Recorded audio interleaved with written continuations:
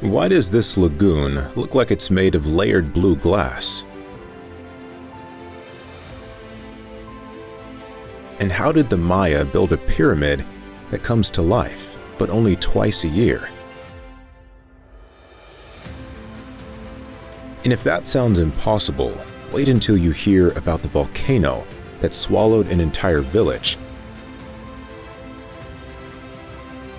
All these places point us towards some of the most surreal, ancient, and otherworldly corners of Mexico. And this is only a glimpse of the Mexico we'll uncover today. This is Unreal Mexico.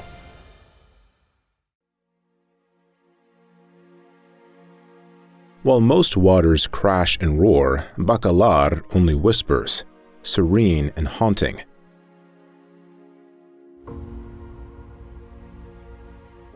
This 42-kilometer freshwater lagoon stretches across southeastern Mexico, just minutes from the Belize border.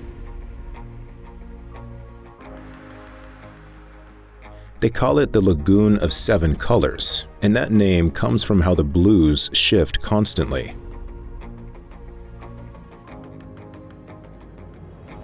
Depth changes create new shades. Sun angles paint different hues.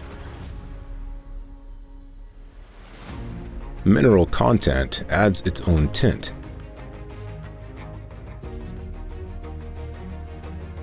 While the nearby Caribbean throws waves against the shore, Bacalar stays perfectly calm.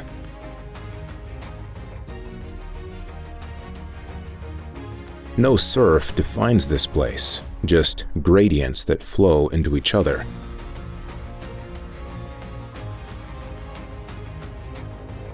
There's no horizon line of boats here.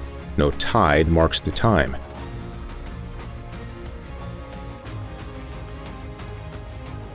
You see layer after layer of blue that refuses to stay the same shade for long.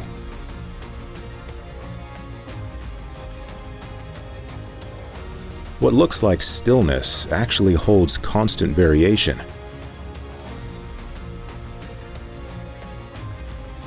The kind that reveals itself slowly, if you stay put long enough to notice.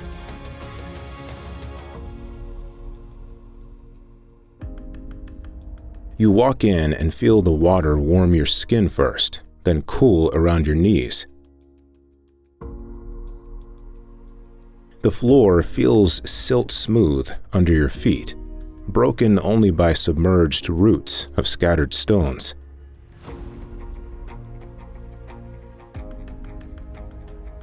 You can see through the water even when the blue turns nearly black with depth. Underground cenotes and limestone channels feed this lagoon, filtering the water until it becomes crystal clear. Ancient stromatolites grow along the bottom, layered structures built by cyanobacteria over millions of years.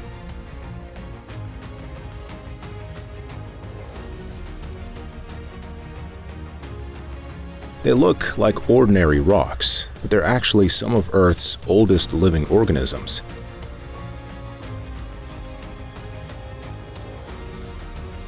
Tiny fish drift the shallows while birds skim the surface.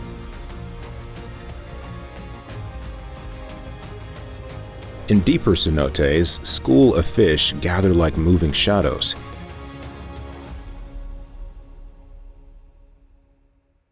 The dominant presence here isn't wildlife, though. It's the water itself, pure and mineral-rich and slow.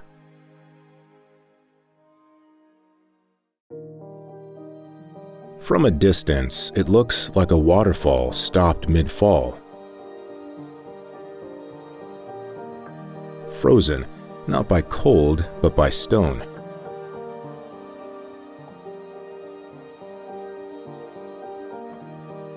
High in the mountains of Oaxaca, at 1,800 meters above sea level, Hierve el Agua challenges everything you think you know about waterfalls.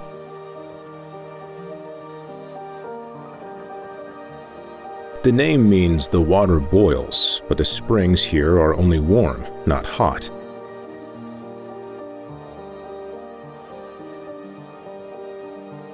What makes this place extraordinary are the petrified waterfalls, massive mineral formations built over thousands of years, as calcium carbonate-rich spring water drips down the cliff face, leaving behind stone deposits with each drop.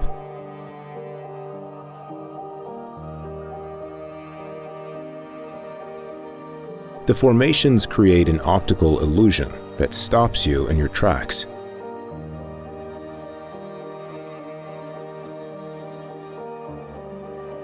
Long vertical streaks cascade down the rock face like rushing water, yet nothing moves.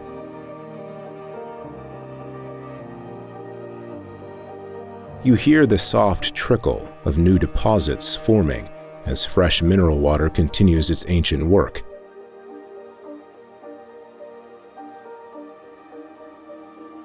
Turquoise pools collect at the top, their edges rimmed with white mineral deposits.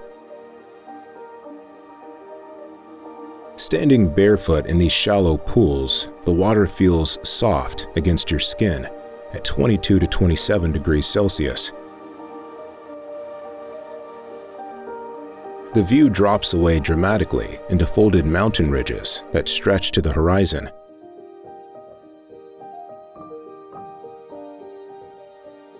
Each step you take leaves no mark, but each water drop leaves stone behind.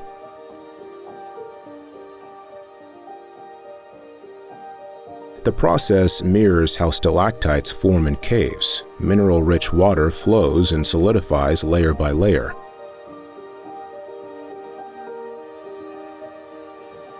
Two main formations dominate the site. One stands about 30 meters high, the other towers over 50 meters.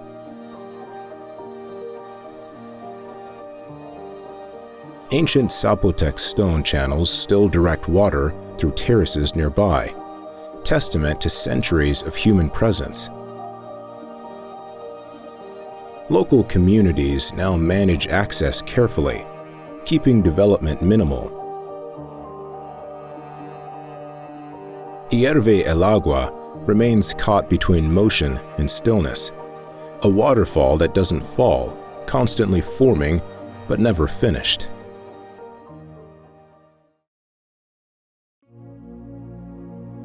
The sand is cool underfoot, even as the sun burns into rock just behind you.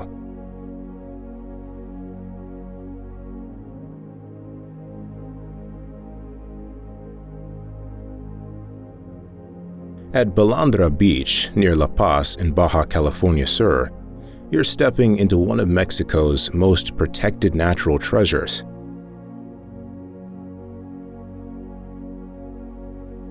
This shallow bay sits surrounded by cactus-covered hills, where turquoise water stays knee-deep for hundreds of meters in every direction.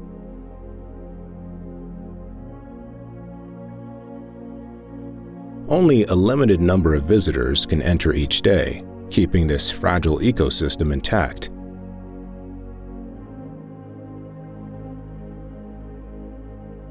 You're walking through the desert, but you're also wading through soft turquoise water.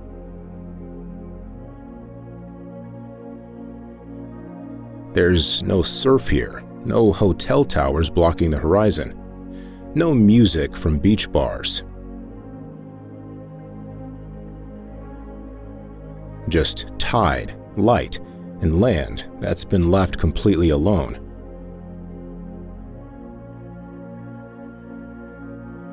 The experience comes from what's missing, not what's been added. You can walk incredible distances without needing to swim. The sand shifts gently under your feet, but never sinks. The water barely moves, staying warm and glassy around your legs.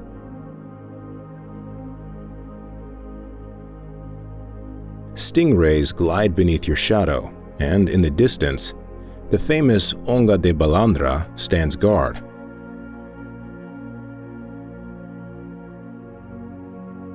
This mushroom-shaped rock formation has been carved by centuries of wind and waves.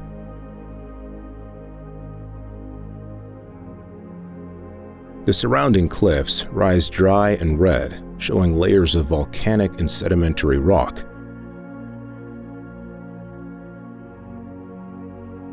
Small fish dart around your ankles, while pelicans dive nearby.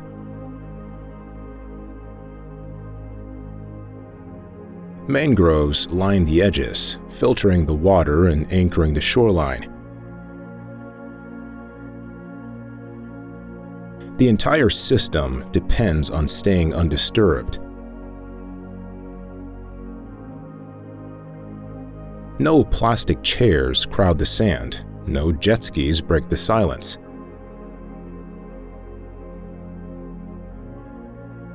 Visitors can't use soap or chemicals, and the delicate sponge reefs offshore remain untouched.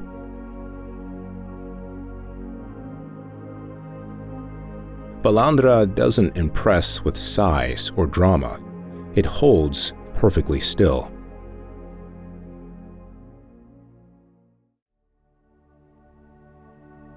The water is pink. Not just tinted, pink like a sky flipped upside down.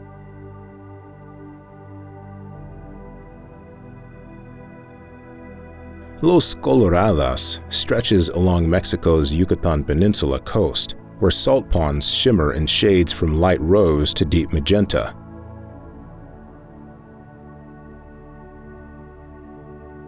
These aren't natural lagoons, but working evaporation ponds that harvest salt for commercial use.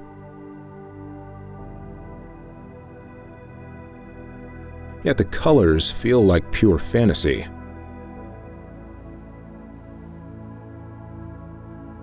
Your eye wants to doubt what it sees. You expect artificial dye or clever lighting tricks.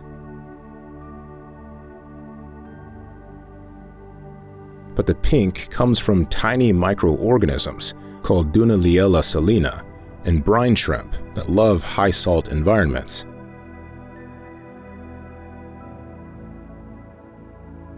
These microscopic creatures produce red pigments as they thrive in water 10 times saltier than the ocean.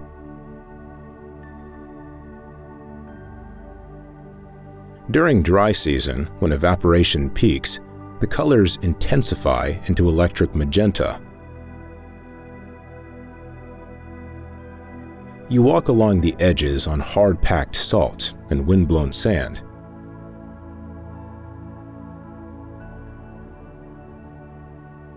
The air tastes sharp with minerals.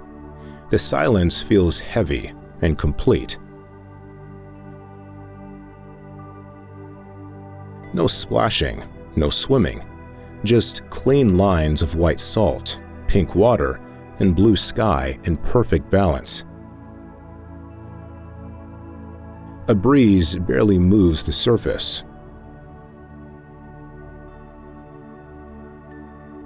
These ponds exist because this entire region once lay underwater.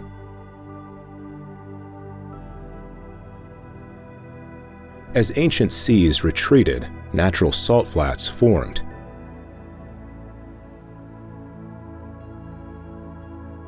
Workers later carved these geometric pools to speed evaporation, but nature provides the stunning colors.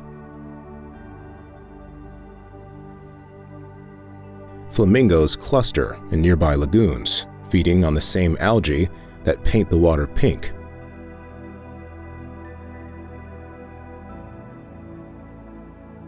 You can only view Las Coloradas from designated walkways during guided visits.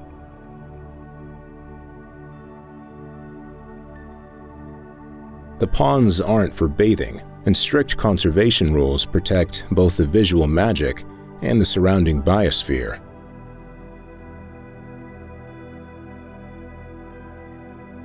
Las Coloradas doesn't ask for belief. It simply exists as nature's response to human design.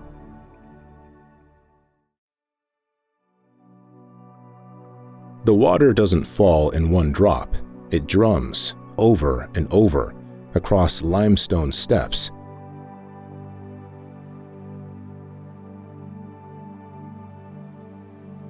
Deep in Chiapas, about 69 kilometers from Palenque, the Zanil River creates something extraordinary.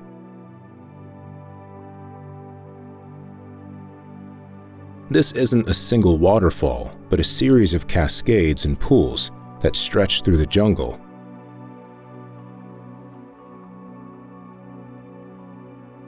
The name Agua Azul means blue water, and during dry season, you'll understand why immediately.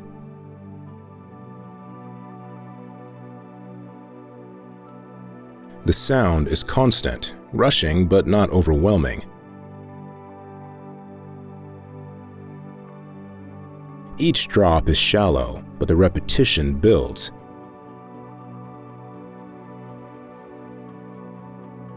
The water isn't deep, but it moves with authority.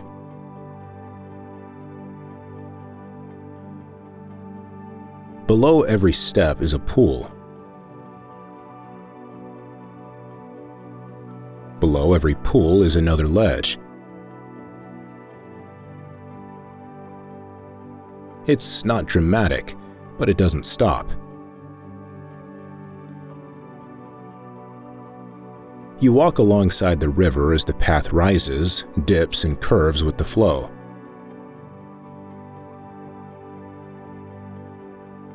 Some pools are still, clear enough to see leaves resting on the bottom. Others churn white with motion.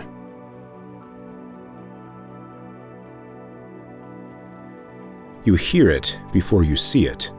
Then you feel the mist, cool, mineral, clean. The turquoise color comes from high concentrations of calcium carbonate and other dissolved minerals that reflect light, especially when the water is low and sediment-free.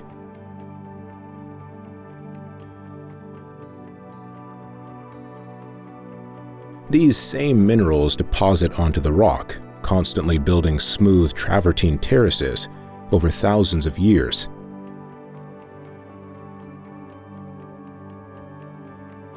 Tropical vegetation frames the water, dense green against bright blue.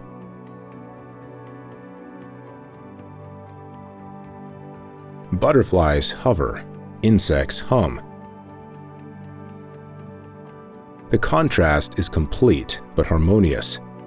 Jungle pressing in, water cutting through.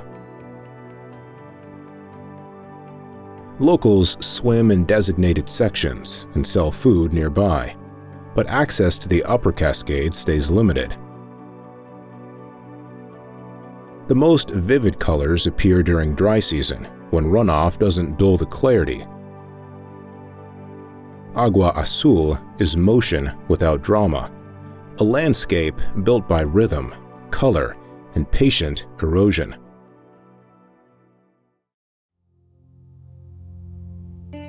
Twice a year, a shadow serpent slides down the pyramid at Chichén Itzá, right on schedule.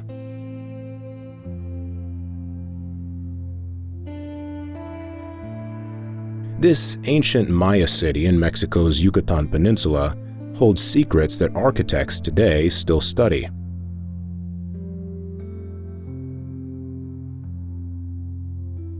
El Castillo, the Temple of Kukulkan, rises 30 meters into the sky with exact astronomical alignment.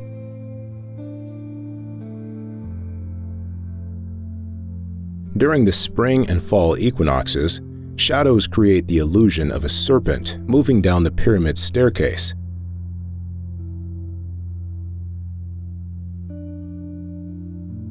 This isn't accident or luck.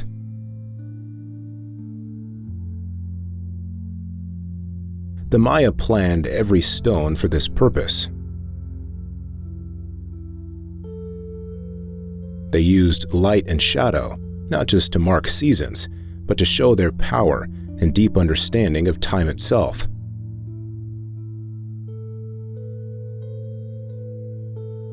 El Castillo contains 91 steps on each of its 4 sides, plus the platform at the top.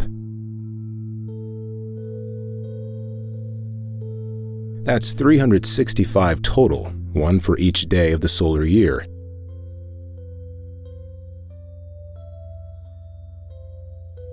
The Great Ball Court stretches over 150 meters beside it, still echoing with precision acoustics after 1,000 years.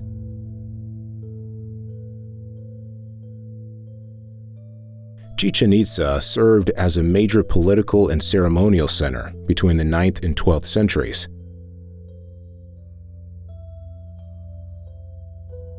The Caracol Observatory demonstrates the Mayas' detailed knowledge of Venus cycles and solstices. Every structure faces a specific direction. Nothing sits randomly. Walking through the site today, you pass carved panels showing warriors, jaguars, and skulls.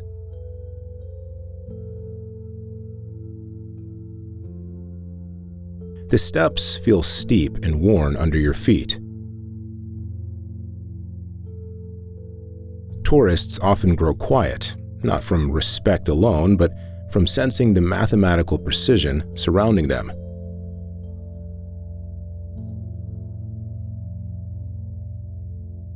Thousands still gather during equinoxes to watch the shadow serpent descend. The structure never changes. The earth moves, the stone waits. Chichén Itzá isn't just old, it's still working as a machine for measuring light, belief, and time.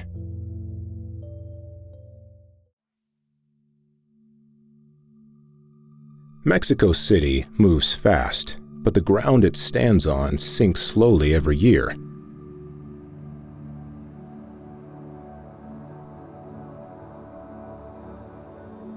This massive capital holds over 21 million people at 2,240 meters above sea level, built in a high-altitude basin that once held lakes, including the Great Lake Texcoco.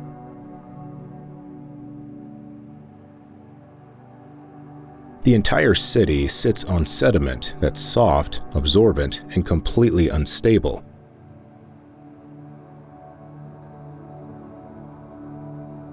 Everything here exists on contradiction.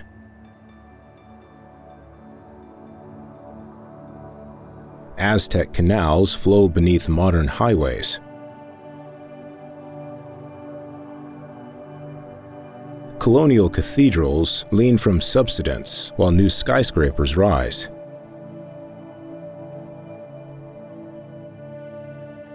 Motion and weight live together in constant tension.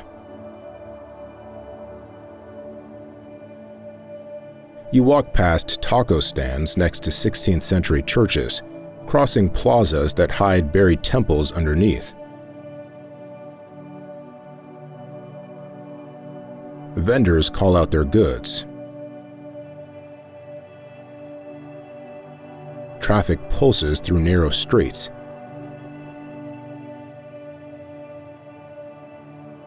Music flows from open doorways.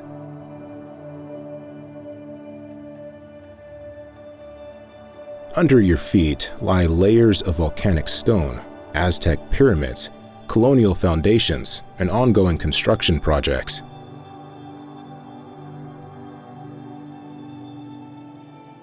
The city fills the Valley of Mexico, surrounded by volcanoes like Popocatépetl and Iztaccíhuatl. The original city, Tenochtitlan, was built by the Mexica people on islands in a shallow lake. Spanish colonizers drained it and built over it, but the ground still remembers water. The air feels thin from altitude and thick from activity.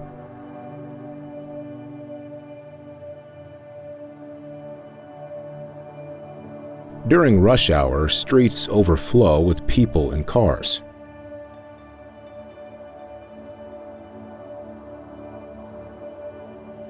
At sunrise, Markets burst with fresh produce, steaming tamales, and bright flowers. Chapultepec Forest provides green space right in the center. Colorful murals cover public walls.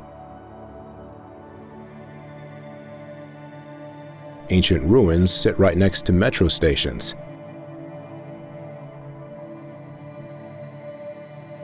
Mexico City doesn't preserve its past separately.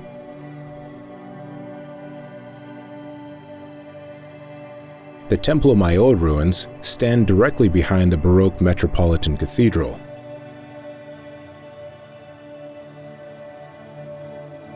Ancient and modern touch constantly, creating layers of stone, sound, people, and history. In 1943, a farmer watched smoke rise from his cornfield. By the next day, the ground was cracking open.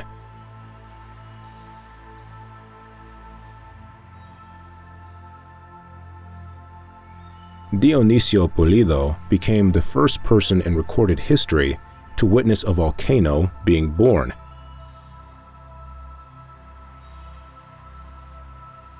He was working his corn and bean fields in Michoacán when the earth started smoking beneath his feet.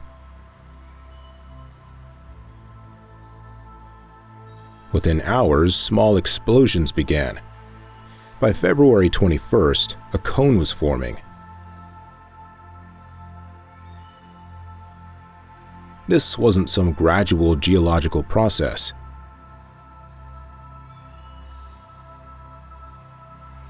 Parícutin grew over 50 meters in just 1 week.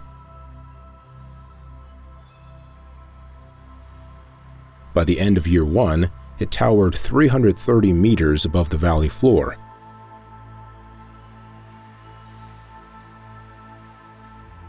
The eruption buried 2 entire villages under ash and lava flows.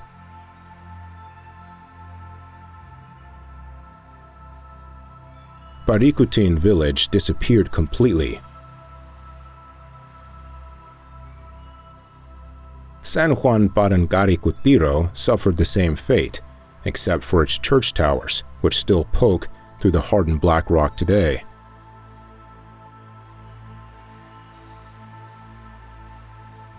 You can walk across those cooled lava flows now.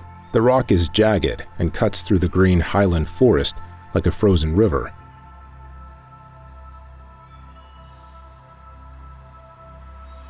The volcano rises 424 meters above the valley, a perfect cone that took just 9 years to complete.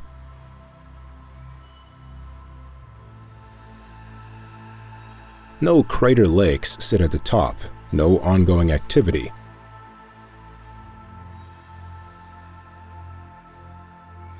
The eruption ended in 1952, and Parícutin went silent. This is what geologists call a monogenetic volcano. It erupts once and finishes. Parícutin belongs to the Trans-Mexican Volcanic Belt, where tectonic plates create these dramatic formations.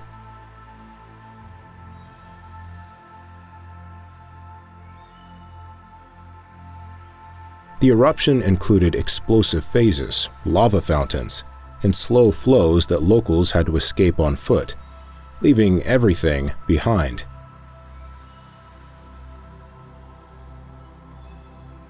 Those church ruins now draw pilgrims and tourists who climb the cone using the same paths families once used to flee.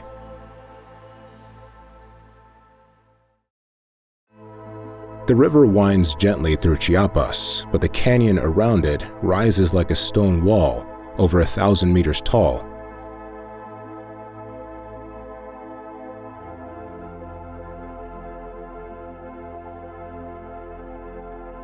Sumidero Canyon stretches 13 kilometers through southern Mexico, carved by the Grijalva River across millions of years.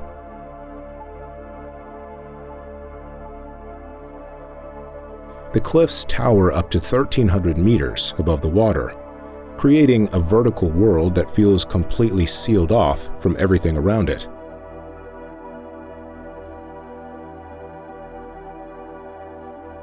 Your boat tour starts at the base, where the walls feel close, even though the gap stays wide. You glide forward slowly as the walls tighten around you. The sunlight narrows to a thin strip above.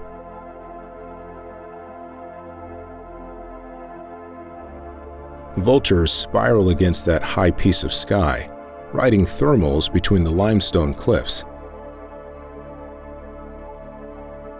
What begins as an open river becomes a chamber, then corridor, then cathedral.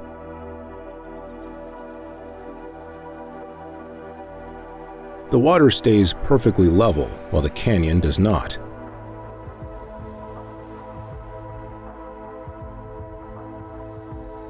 Sound bounces back as echo when the walls rise most steeply. The deeper you go, the smaller everything feels.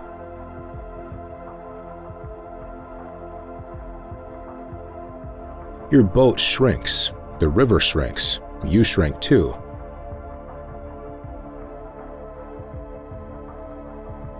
The limestone walls show layers of ancient seabed, exposed and reshaped by water and time.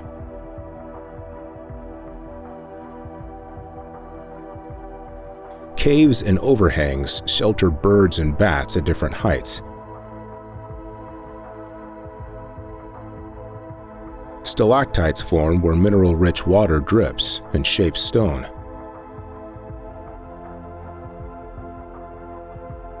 Crocodiles sun themselves on the banks below.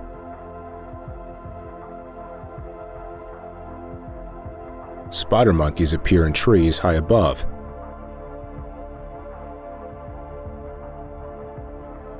Herons and kingfishers perch at water level. Every layer holds different inhabitants in this vertical habitat, organized by silence and shade.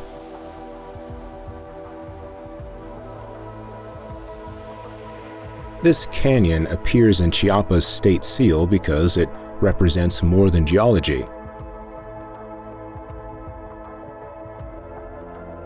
It's a symbol where resistance and survival have been anchored in stone for generations.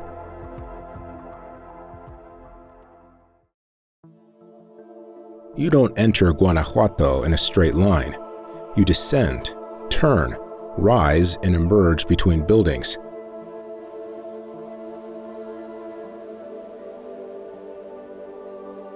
This central Mexican city sits folded into a steep valley 2,000 meters above sea level, where colonial architecture wraps around hillsides like colorful ribbons.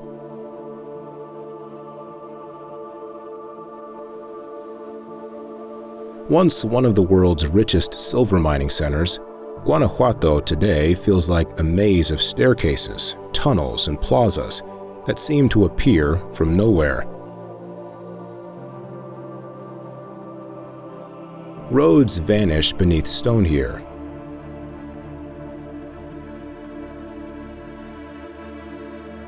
Alleys twist behind pink, green, and yellow facades, while balconies lean close enough to touch across narrow streets.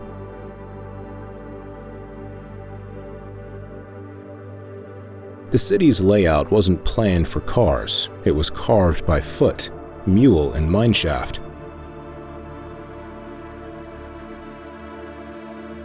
Movement isn't efficient here, it's theatrical.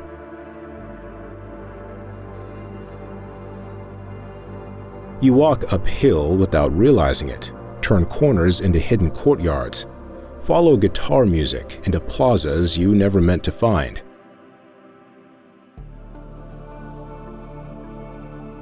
The famous Callejón del Beso stretches so narrow that opposing balconies nearly touch. But it's just one of many corridors that feel like they weren't meant to be mapped.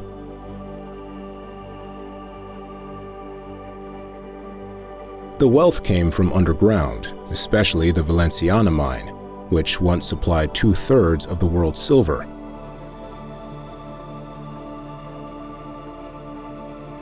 Those same tunnels that served miners now carry car traffic beneath the city.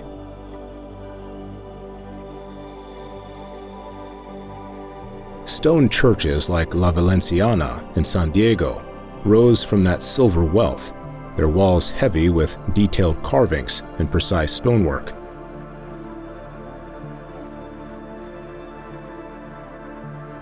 Students, musicians, and locals fill the plazas with constant energy. The Festival Cervantino brings international performances to these historic spaces each fall.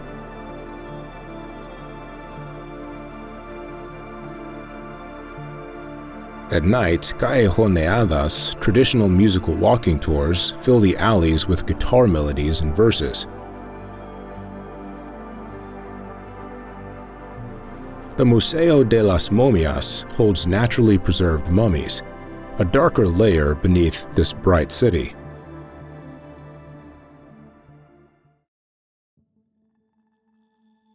The walls end at a cliff. Beyond that, it's just sea and sky.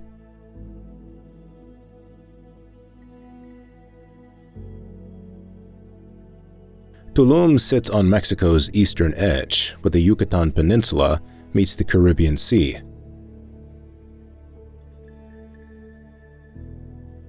This Maya archaeological site perches on 12-meter-high cliffs, making it one of the few walled coastal cities the Maya ever built.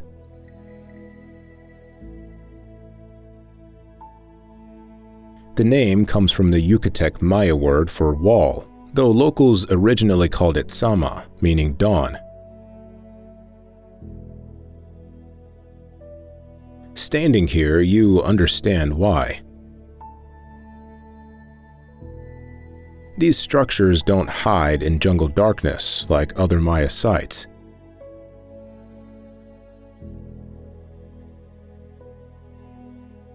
They stand exposed against bright limestone and endless blue water.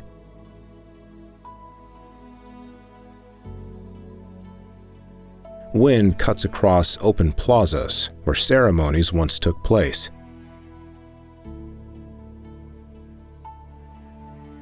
Light bounces off every surface, creating sharp shadows that shift throughout the day.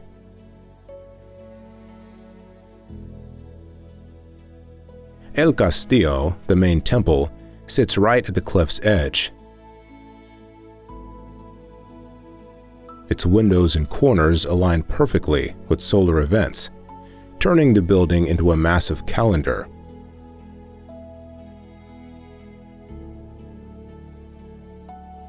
The Temple of the Frescoes reveals interior carvings and faded murals that show how the Maya mixed astronomy with daily life.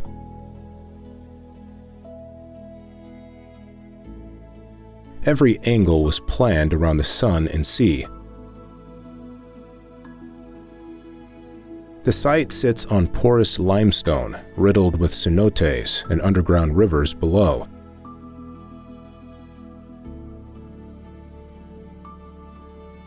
This water access made Tulum a major trading hub where salt, obsidian, honey, and jade changed hands.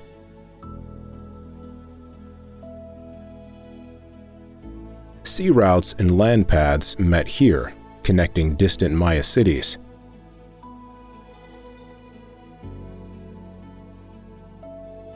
Today, the modern town bustles with hotels and yoga retreats, but the ruins stay quiet.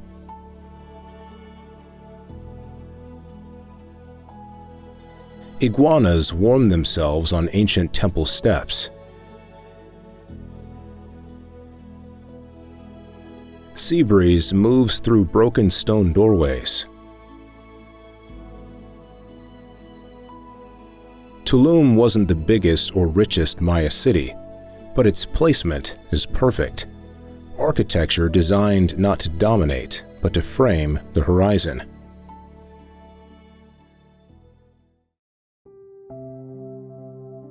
The streets are paved in green volcanic stone, worn smooth by markets, processions, and footsteps that never pause.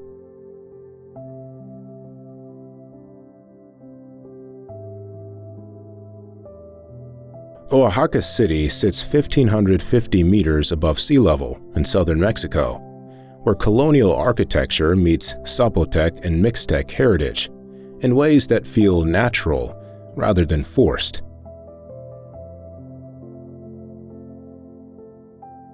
This isn't a city of spectacle, but of repetition.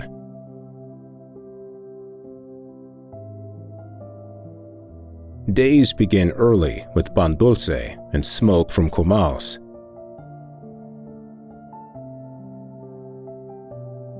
Colors are strong but not artificial.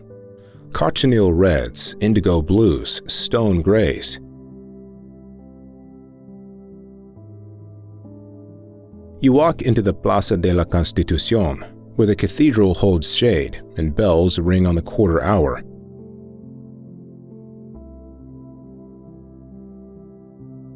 The Church of Santo Domingo rises nearby in carved Baroque stone, its walls gilded within.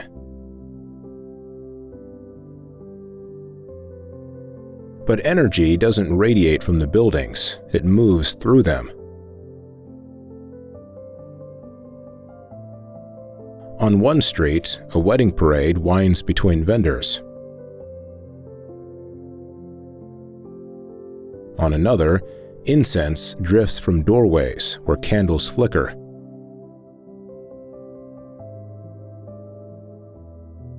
The city centers textile production, mezcal distilling, wood carving, and hand-thrown pottery. Workshops in barrios like Teotitlán de Valle and San Martín Tilcajete feed the markets here. These traditions haven't been revived because they never stopped.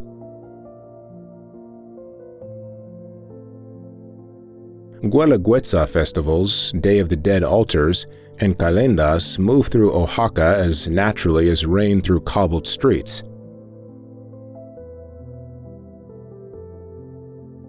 Paper puppets, brass bands, dancers in traditional dress, they're timekeeping, inheritance, and declaration rather than performance.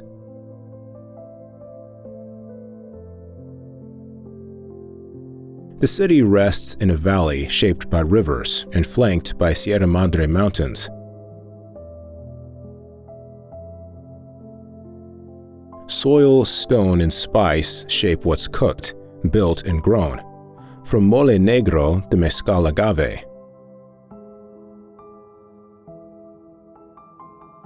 Oaxaca endures through rhythm, rooted craft, and rituals that need no translation.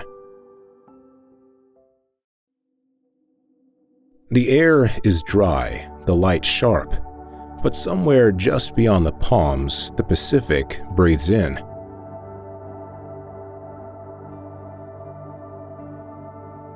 Todos Santos sits 80 kilometers north of Cabo San Lucas, on Baja California Sur's Pacific coast.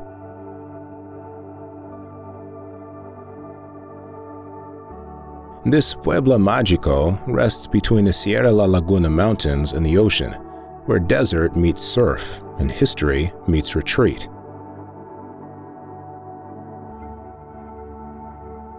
You expect a beach town, but Todos Santos holds itself back.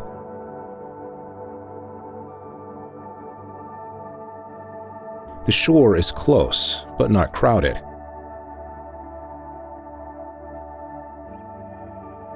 The waves are strong, but not tourist-polished.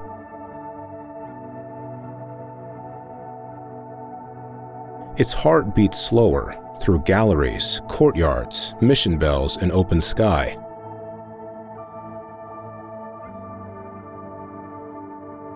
You move down cobbled roads under bougainvillea vines. The mission church, founded in the 18th century, marks the center. Around it, cafes, artist studios, and whitewashed adobe homes with deep wooden doors spread outward. Everything feels placed, not built over.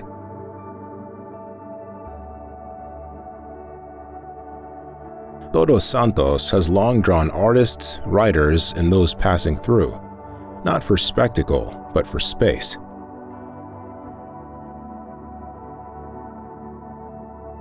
Local galleries sit beside surf shops. Murals tell quiet stories. At dusk, the plaza fills softly, without urgency. The Pacific isn't postcard blue, it's wild, textured, and cold.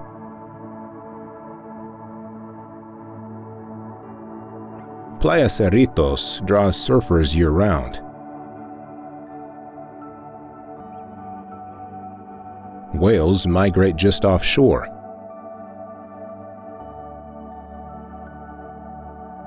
Between ocean and town lies a strip of palms and orchards, remnants of an old sugarcane economy still rooted in water that seeps down from mountain springs.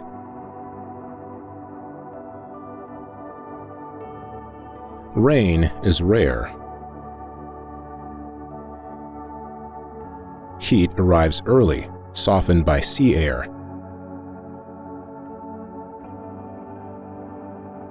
At night, the temperature drops quickly.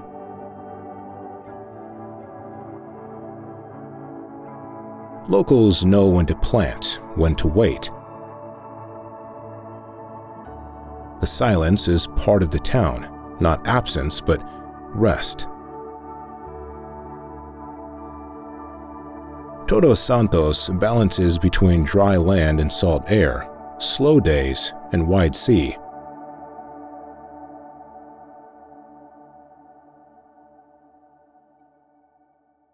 A small coastal town facing the Gulf of California. Loreto sits on the eastern shore of Baja California Sur.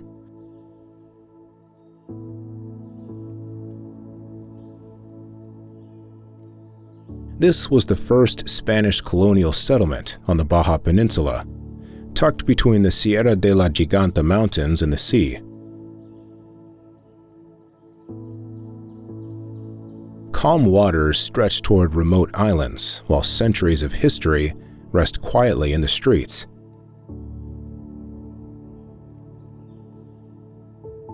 You might expect just another marina town, but Loreto reaches deeper.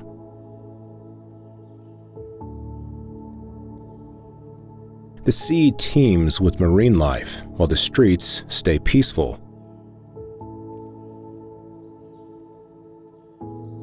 Mission walls stand steps from fishing docks.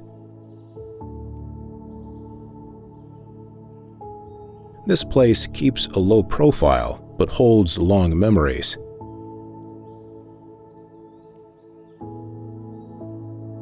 The Mission of Our Lady of Loreto anchors the town center, its stone walls built in 1697 and bleached by desert sun.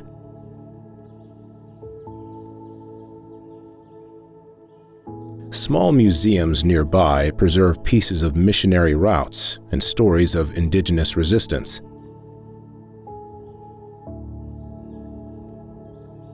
The Malecón follows the waterline in a gentle curve. Nothing demands attention here. Fishing boats head out at dawn, while local shops serve mantarraya machaca and chocolate clams.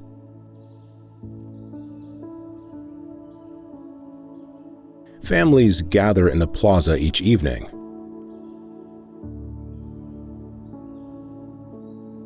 There are no big shows, just daily rhythms of meals, walks, greetings, and tides.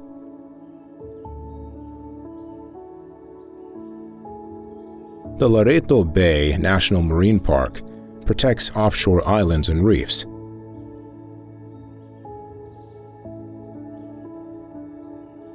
Isla Coronado and Isla del Carmen rise from turquoise waters where sea lions, dolphins, and migrating whales gather.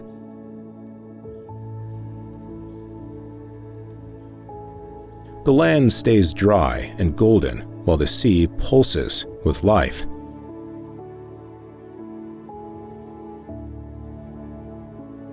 Summer temperatures climb well above 35 degrees Celsius, though ocean breezes provide relief.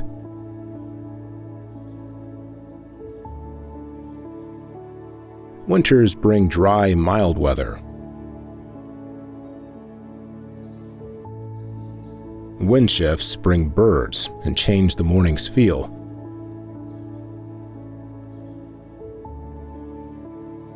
Loreto grows slowly, resting between sea and cliff, Old Mission and Protected Bay.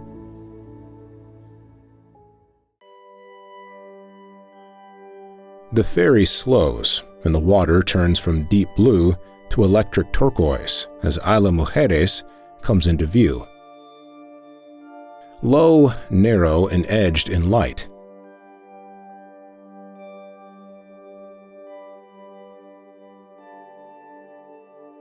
This small island sits just 8 kilometers off Cancun's coast in the Caribbean Sea.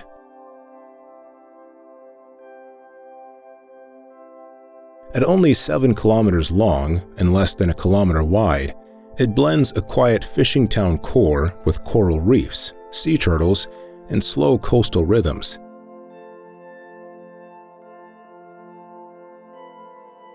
You expect overspill from Cancun, but Isla Mujeres stays small on purpose. No towers, no traffic. Just mopeds, palms, and the sound of tide pulling back from coral rock.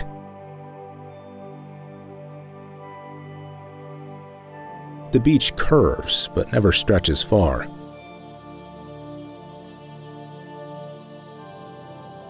You ride a golf cart or walk narrow roads into town.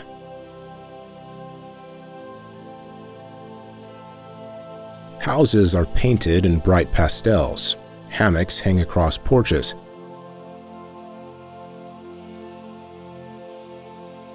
At Playa Norte, palms lean over the clearest water in Mexico. At the island's southern tip, waves crash harder, and the land narrows to cliff and spray.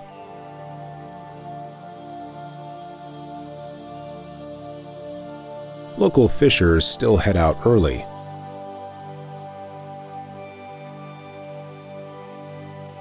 Families sell ceviche from coolers near the docks.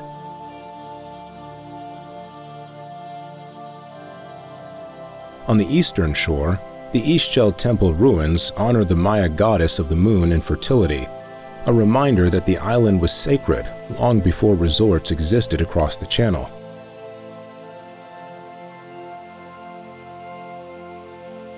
The surrounding reefs are part of the Mesoamerican Barrier Reef System.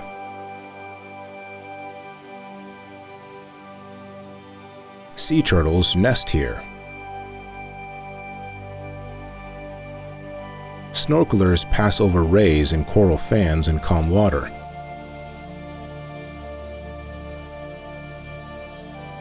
Windward, the coastline roughens. The island is not symmetrical. It shifts in mood from one coast to the other.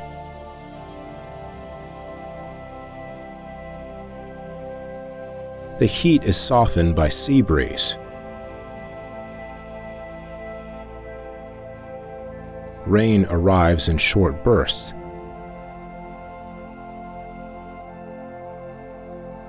Most movement happens before midday or after dusk. The sea around Socorro doesn't glitter, it heaves, dark and alive, holding volcanic stone above one of the wildest underwater landscapes on Earth.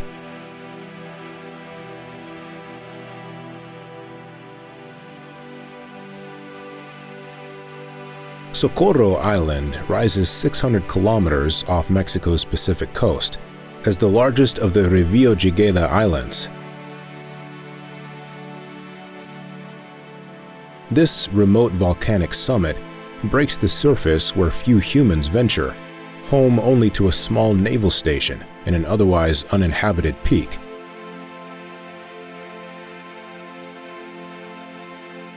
You expect isolation when you arrive by liveaboard boat, anchoring in deep water with no harbor to welcome you. But you don't expect this density of life.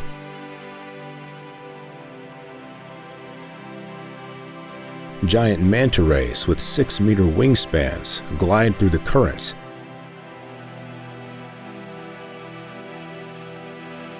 Hammerhead sharks patrol in schools. Humpback whales pass through during migration season.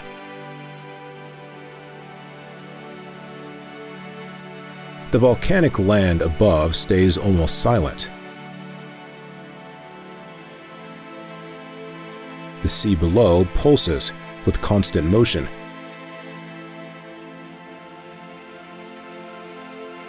No streets exist here because no permanent community ever took hold. The raw volcanic rock climbs steeply from the water. Cinder cones mark where past eruptions shaped this shield volcano.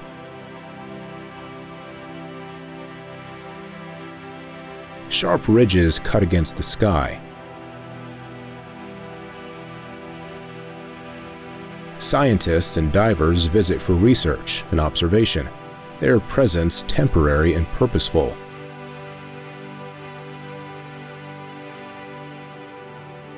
Beneath the surface, converging currents create feeding grounds for massive pelagic species.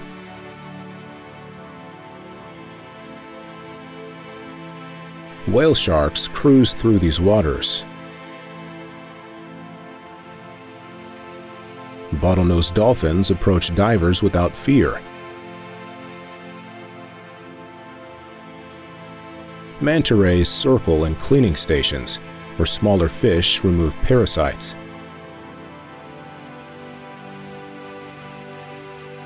Coral coverage remains modest, but clings to underwater ridges carved by eruption and erosion.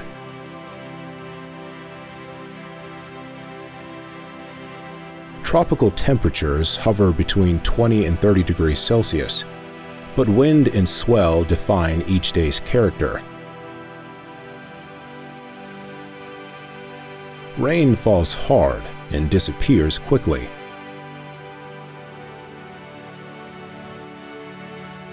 Socorro doesn't welcome easily, offering no comfort, only clarity, motion, and encounters with creatures larger than yourself.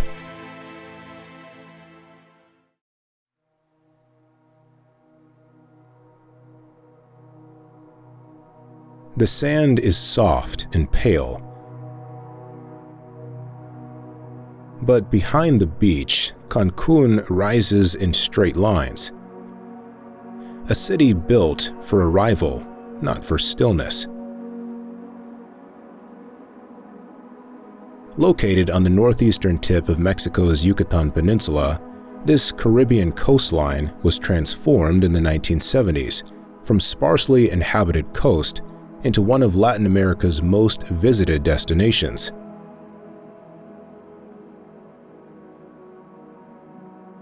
The transformation was deliberate, master-planned to create paradise on demand.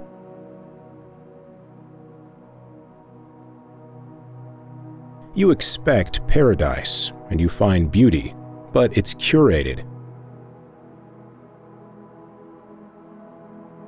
The hotel zone curves like a barrier island, separating the Nichupte Lagoon from the Caribbean Sea. The surf is real, the water impossibly blue, but the pace follows schedules built around service and spectacle.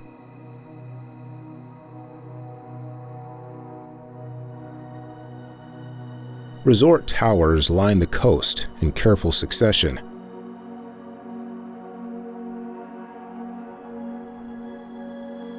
In the zona hotelera, movement flows along predetermined paths. Resorts, shops, and restaurants arranged for transit between experiences.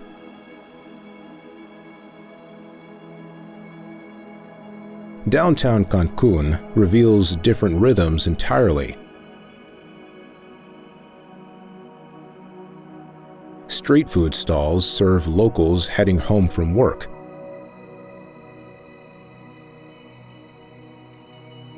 Buses rattle down Avenida Tulum past neighborhoods where daily life continues beyond the tourist show.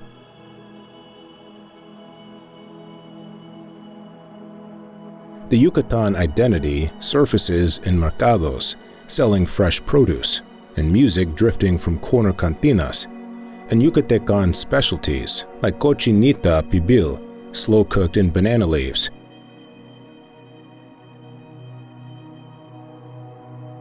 Murals climb walls in local parks where families gather for evening walks.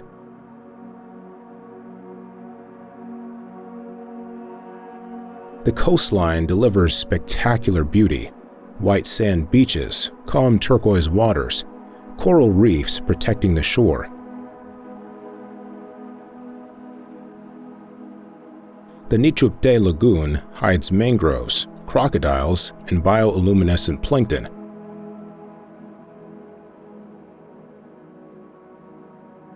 Heat builds early, reaching over 30 degrees Celsius by midday.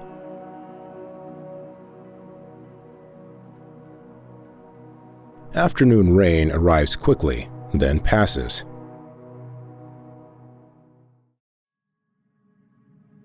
The river's roar arrives before the falls do. Then everything falls into motion at Tamul.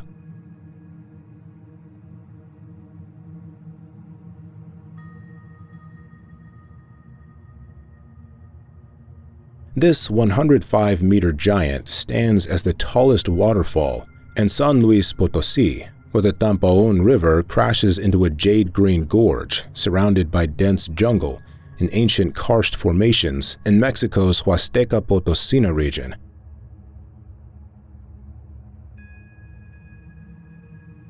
You expect green serenity and find something closer to raw power.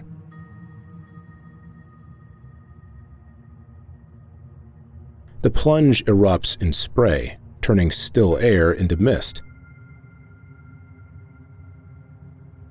Below, the river surges forward with unstoppable force.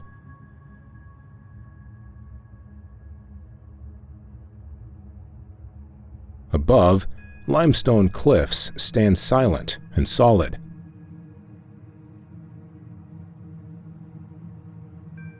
The falls speak loudly, though the land around them stays quiet.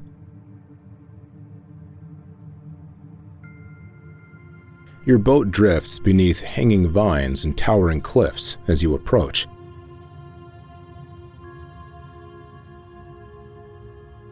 You step out at a river bend, and the gap opens wide. Water tumbles down in thundering sheets. You feel the tremor through stone and spray. The sound floods your ears before your breath catches.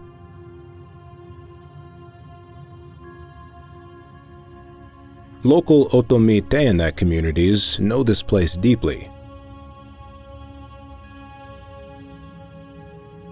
Their songs tell stories of the falls and river as living spirits.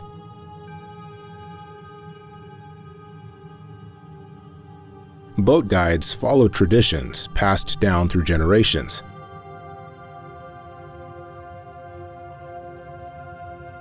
Tours arrive quietly, with respect built into every visit.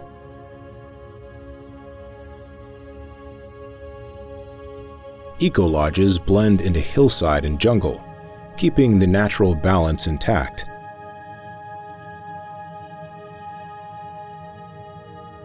The water's deep green color comes from limestone-filtered flow and dense jungle canopy. White foam marks where water meets rock.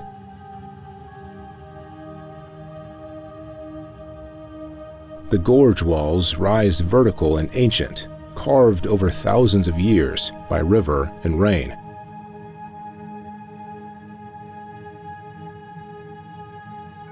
Orchids and ferns cling to stone, while birds call out above the constant roar.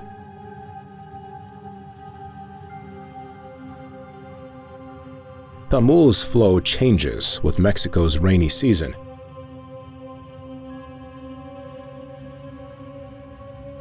Temperatures stay warm and humidity runs high year-round. The streets are tight, the air salted, and the sea never feels far. Zihuatanejo is built at walking pace.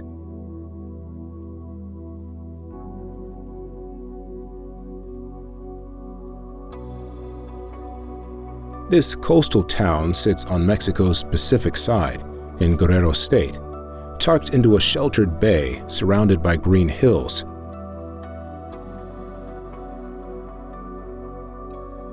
Once a quiet fishing village, it has grown slowly beside neighboring resort-heavy Ixtapa, holding on to a rhythm that favors plazas, markets, and fishermen's piers over high-rise development. You expect tourist flash, but Zihuatanejo stays low to the ground.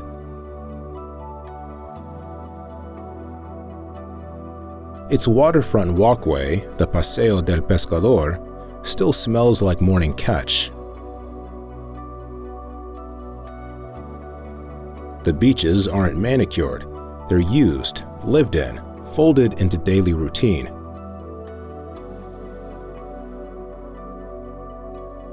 Local fishermen repair nets on the sand, while families gather for weekend picnics. You wander through narrow cobbled streets, shaded by red-tiled roofs and blooming jacaranda trees. Hand-painted signs mark family-run taquerias and corner shops.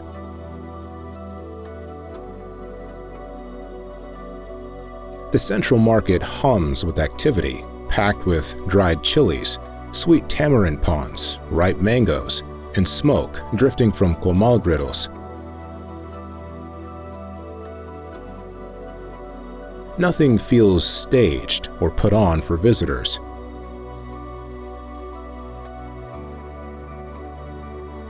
Music drifts from hidden courtyards, not from loudspeakers. Locals gather in the main plaza each evening for street food, conversation, or simply to catch the sea breeze.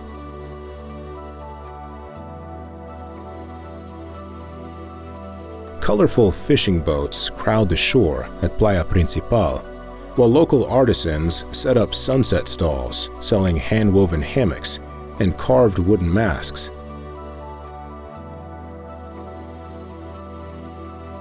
Zihuatanejo Bay stays protected and calm year-round, its waters clear and warm.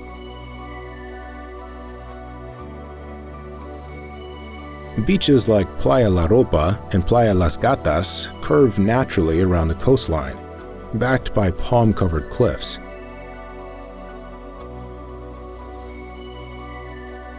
Offshore, brown pelicans skim the surface, hunting for fish, and humpback whales pass by during winter months.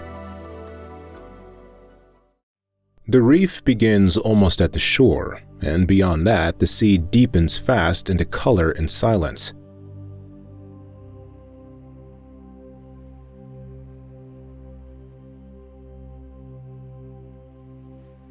Cozumel sits in the Caribbean Sea off Mexico's Yucatan Peninsula, stretching just under 50 kilometers long and 14 kilometers wide.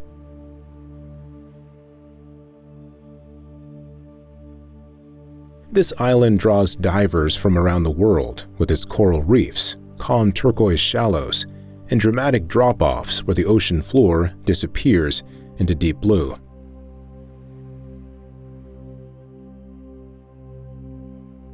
You expect tourism here, and it's definitely present. Cruise ports stay busy, but underwater, everything slows down.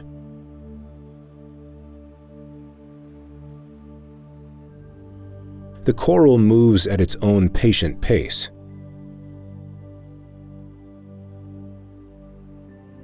In San Miguel town, scooters zip past painted walls, while the island's true energy flows eastward toward open sea and constant wind.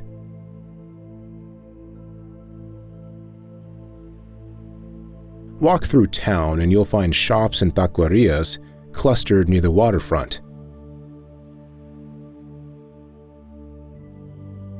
Murals cover weathered walls, most showing sea themes like fish, goddesses, and mangroves.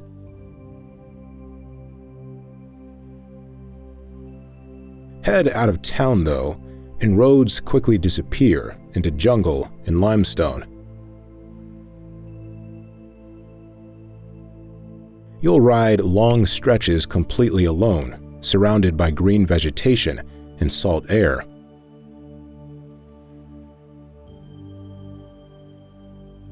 Cozumel carries deep Maya roots.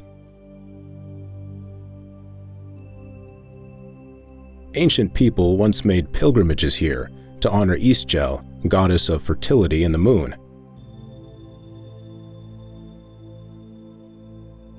That spiritual thread still runs beneath the modern rhythm. Local festivals, food stands, and Spanish conversations maintain a calm, rooted feeling.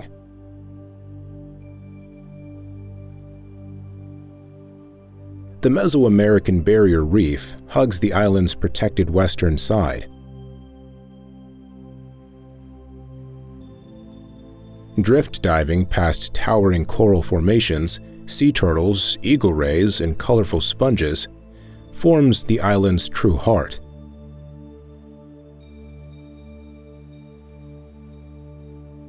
The eastern coast tells a different story, with powerful surf breaking against rocks and no resorts in sight.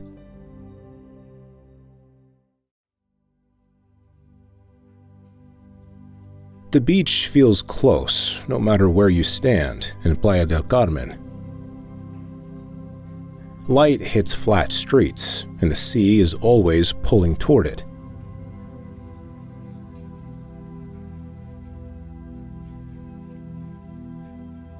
This coastal town sits in the Riviera Maya, roughly 70 kilometers south of Cancun, on the Yucatan Peninsula.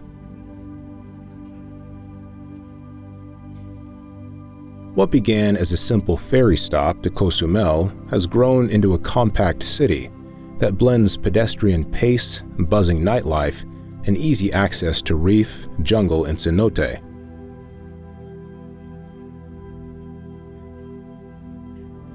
You expect resort repetition, but Playa's core still holds a walkable pulse. Fifth Avenue, or Quinta Avenida, stays crowded with shops and voices.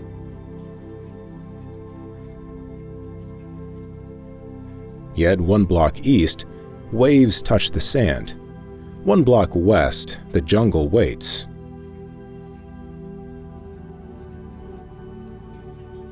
The city stays narrow by nature.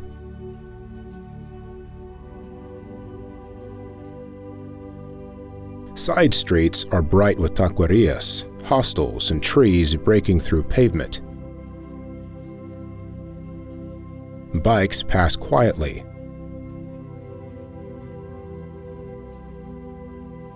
At sunrise, the beach belongs to runners and fishermen. By midday, chairs line the shore. By night, everything turns to neon and sound. Playa sits at a junction where tourism, local life, and Maya heritage intersect but don't always blend.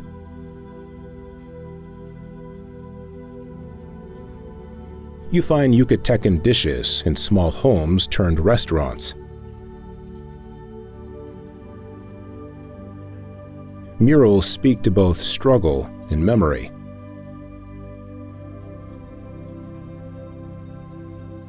Ritual dances happen quietly behind stages built for performance.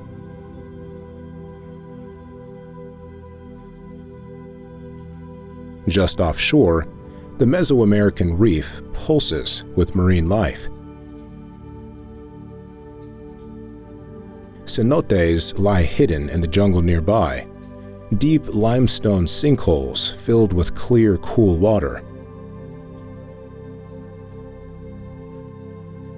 The land itself is porous, and what seems solid often echoes below.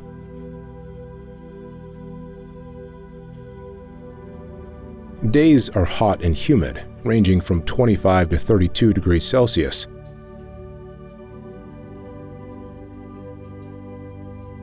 With brief, heavy rains.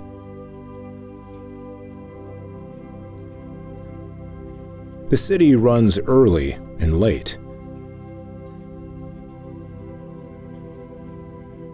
Afternoons slow under shade.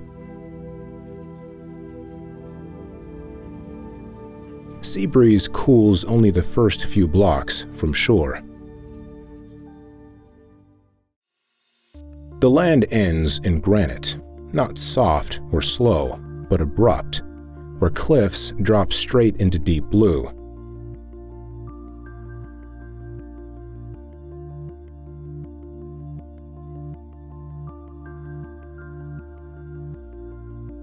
At the southern tip of Baja California Sur, Cabo San Lucas sits where the Pacific Ocean meets the Sea of Cortez. This former quiet fishing town transformed into a major resort city, defined by extreme geography.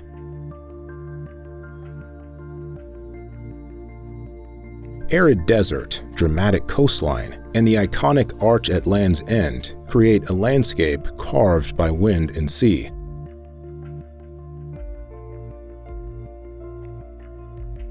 You expect beaches and drinks, and they're here, but the land resists softness. The desert meets the sea without transition.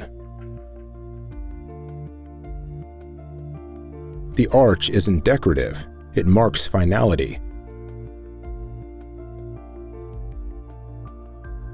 This place looks like escape, but feels like edge. In town, marinas shine and streets circle clubs and restaurants.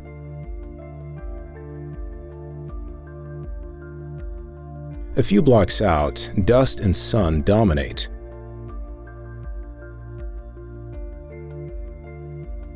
Vendors, taquerias, and construction zones push against the polished surface.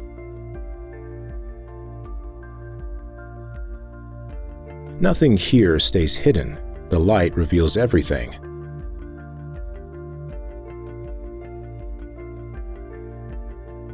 Local communities still fish, still cook outdoors, still move with the seasons.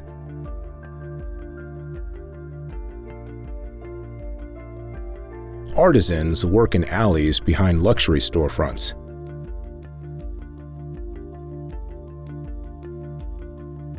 The pace splits, fast for visitors, slow for locals.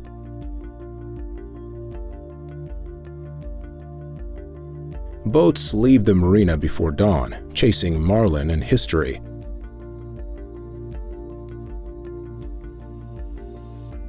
The surrounding ocean is deep and alive.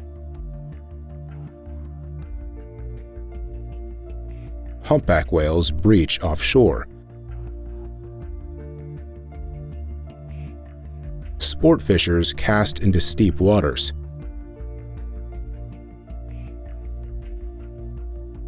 On land, dry mountains and cacti hold their line.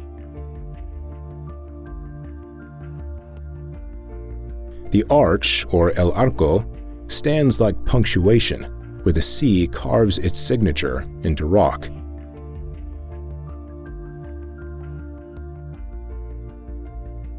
Days are dry, skies mostly clear.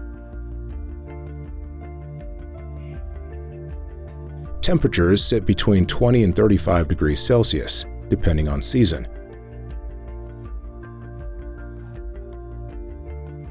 Rain is rare, shade is valuable.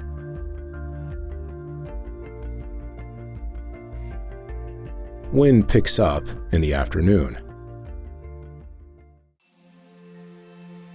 The bell towers rise above terracotta roofs, and everything below them moves in color and slow time.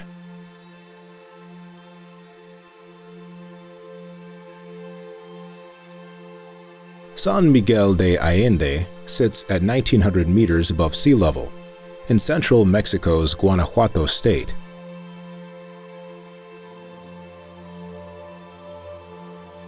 This highland city earned UNESCO World Heritage status for good reason.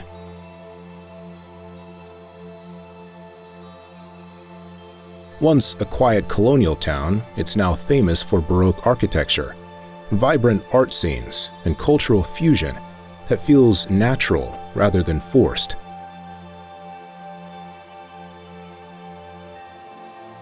The light here sharpens every color, and the thin mountain air holds a stillness you can almost touch.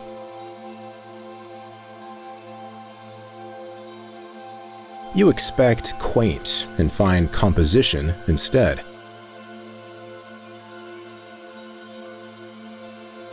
Nothing here happened by accident. Stone streets climb at careful angles, building facades catch shade at exactly the right moments.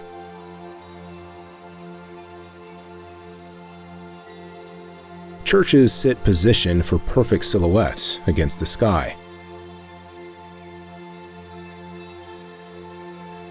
Beauty fills every corner, but nothing works too hard to impress you.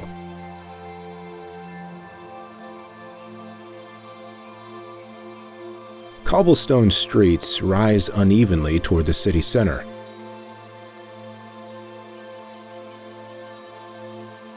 Heavy wooden doors open onto hidden courtyards where bougainvillea spills over stone fountains.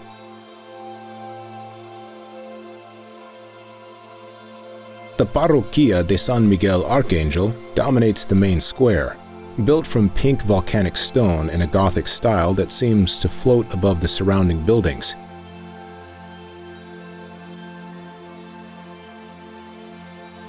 Everything in the city points toward this church, but the approach feels unhurried.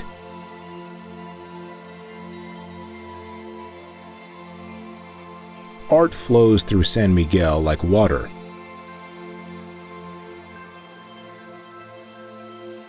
Galleries line narrow alleys, while workshops teach traditional crafts.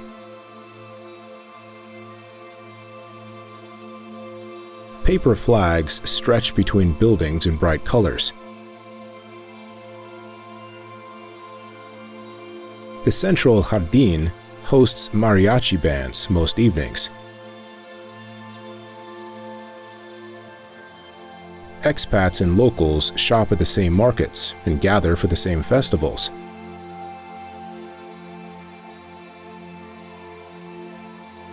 Day of the Dead celebrations here feel authentic, not performed for tourists. The avenue runs straight and wide, but what rises on either side was built for gods, not for humans.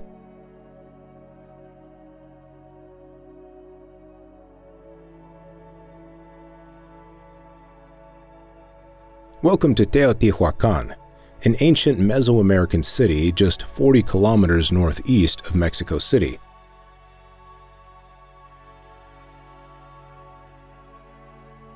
Around 1,500 years ago, this was one of the world's largest cities, home to over 100,000 people.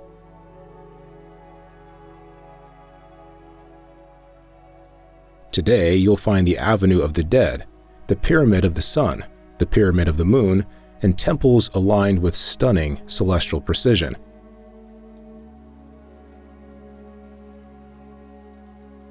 You expect ruins, but Teotihuacan feels present.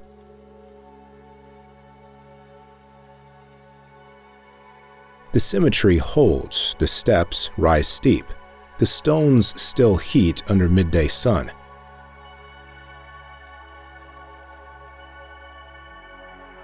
Unlike jungle-covered sites elsewhere, this one exposes its full scale.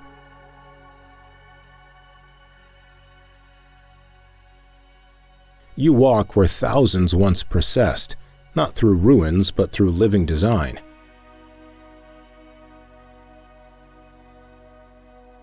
The Avenue of the Dead stretches over 2 kilometers.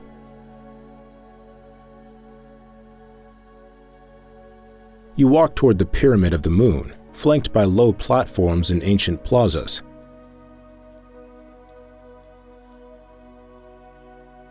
At the Pyramid of the Sun, you climb 65 meters skyward.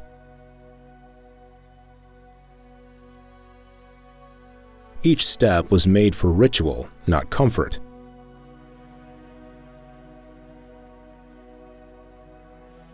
The original builders remain anonymous. The name Teotihuacan comes from the Aztecs centuries later, meaning place where the gods were born. Murals show jaguars, priests, and fire. The Temple of the Feathered Serpent displays carvings of serpents and shells in volcanic stone.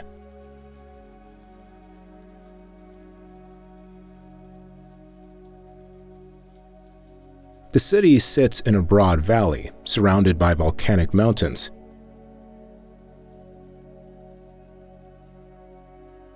Materials came from nearby quarries: obsidian, limestone, and tisontal.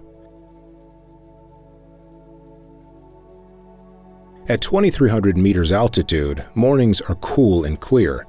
Midday can be intense.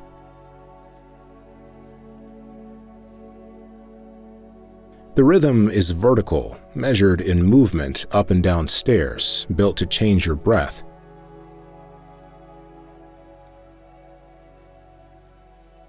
Teotihuacan doesn't feel like a ruin. It feels like geometry waiting.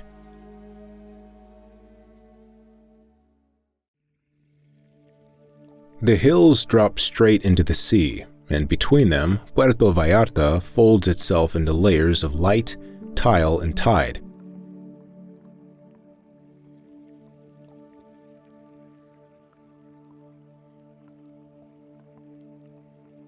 This coastal city sits on Mexico's Pacific shoreline in Jalisco State, framed by the Sierra Madre Mountains and the wide Banderas Bay.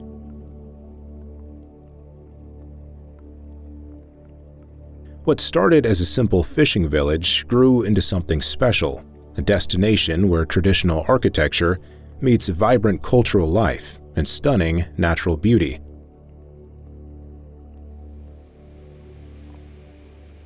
The city stretches both uphill and along the coast's curve, creating a unique landscape you won't find anywhere else. You might expect typical resort polish, and it's definitely there, but Puerto Vallarta doesn't flatten itself for tourists.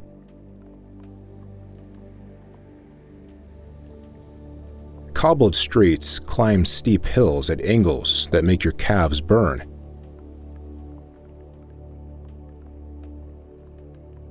Tiled rooftops shift and change with the terrain beneath them.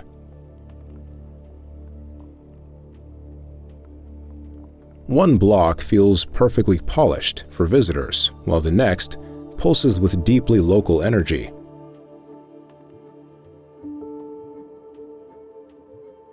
The sea anchors everything, but the land shapes exactly how you move through this place.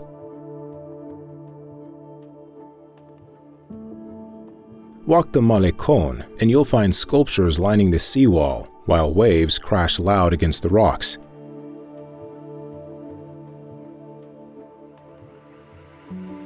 Side streets offer incredible tacos, colorful murals, and iron balconies that catch the light just right.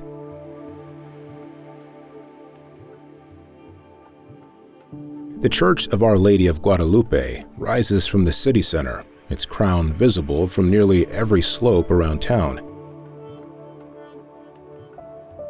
Head up into the hills, and neighborhoods reveal their daily rhythm.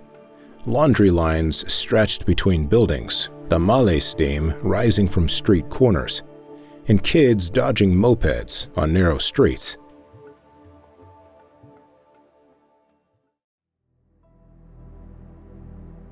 The road narrows as you enter San Pancho. Jungle pressing in from both sides, while the Pacific Ocean pulls you forward.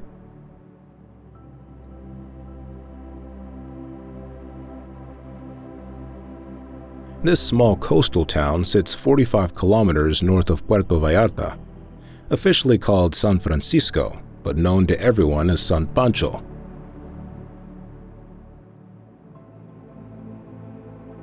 Nestled between Sierra Madre foothills and endless blue water, it moves to a different rhythm than anywhere else on the Riviera Nayarit. You might expect the busy energy from nearby Sayulita to spill over here, but San Pancho resists that tide completely.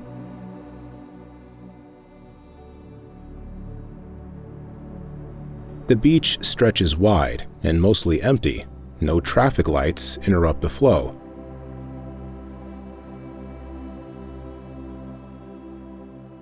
Surf breaks hard against golden sand, and local cafes don't rush to open their doors.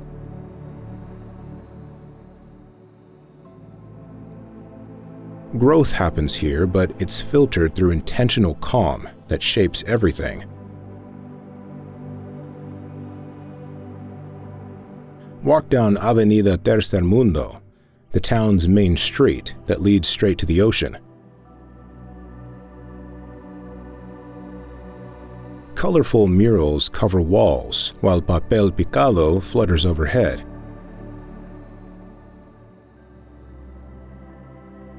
Local homes sit right next to artist studios, small bakeries, and community co-ops.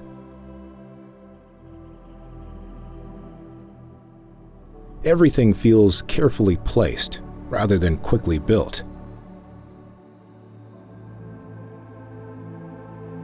San Pancho holds onto its strong local identity while embracing a growing creative energy.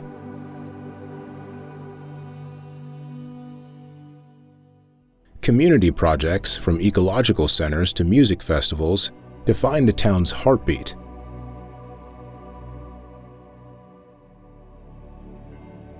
Evenings often end with live music under open sky, and the weekly market focuses more on conversation than quick sales.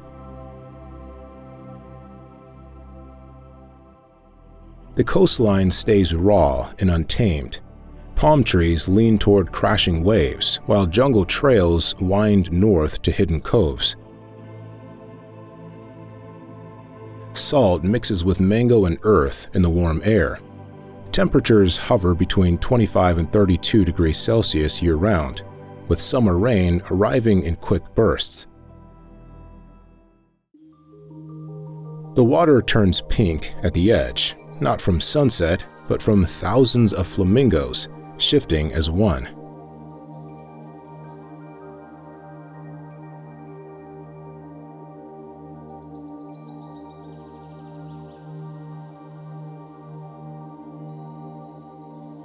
Celestún sits on the northwestern tip of the Yucatan Peninsula, about 90 kilometers from Mérida.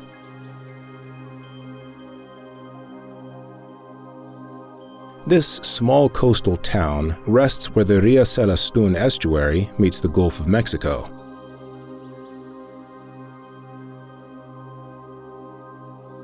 A vast biosphere reserve stretches beside it, protecting mangroves, wetlands, and one of the largest flamingo colonies in the Americas.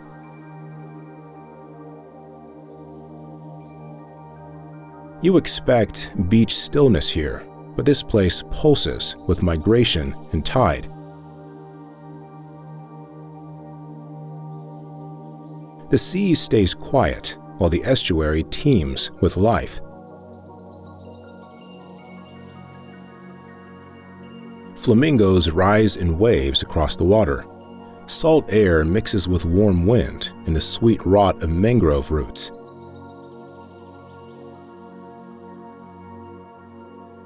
Everything moves, not fast, but constantly. The town itself feels simple and unhurried.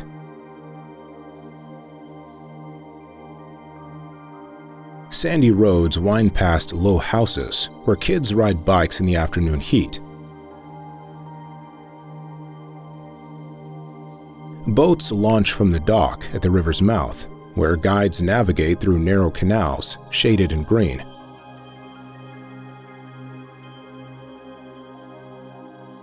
The light shifts with every turn through the waterways.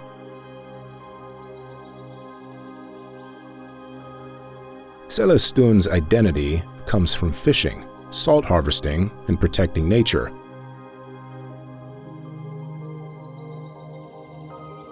Locals work with water's rhythms rather than fighting them.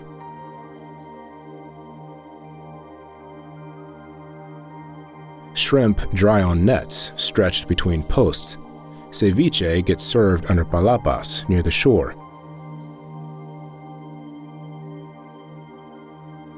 A small shrine sits beside the dock. These moments mark the day better than any clock.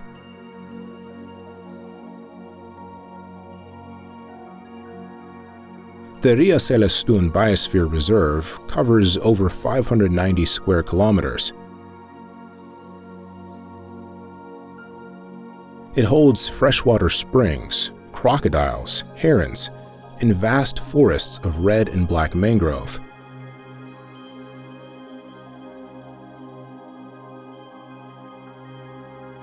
During dry season, tens of thousands of flamingos arrive when salinity rises and plankton bloom.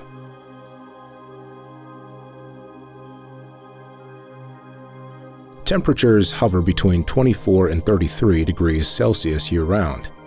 Rain falls mostly from June to October. The earth doesn't open with violence, it sinks quietly, revealing still water hidden beneath dense stone.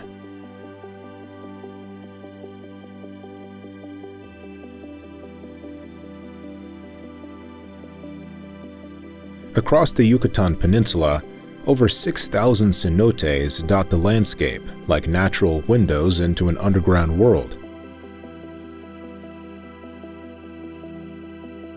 These aren't your typical caves.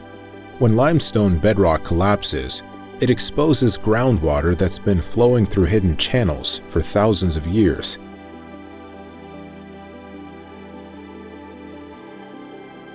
You expect dark hollows, but cenotes surprise you. Some blaze with sunlight streaming through collapsed ceilings that open like skylights.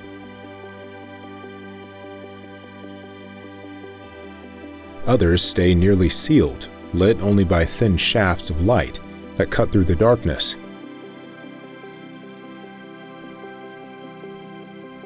Each cenote has its own personality, different depths, water clarity, and temperature.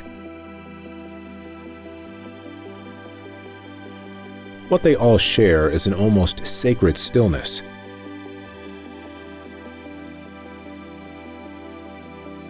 Your descent varies by location. Stone steps carved into rock walls lead you down. Wooden ladders drop into narrower openings.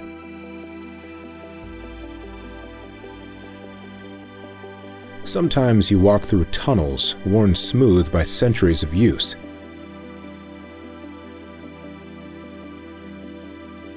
Below, the water shifts between emerald and sapphire, so clear you can see 30 meters down.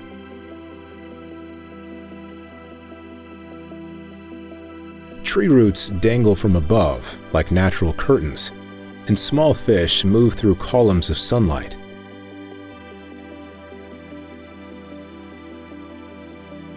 The Maya considered these places sacred, portals to the underworld and sources of life itself. They made ritual offerings here and drew fresh water for their communities.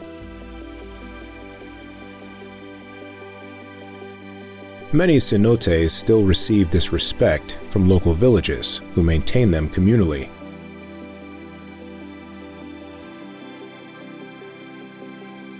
The Yucatan's porous limestone means few rivers flow above ground.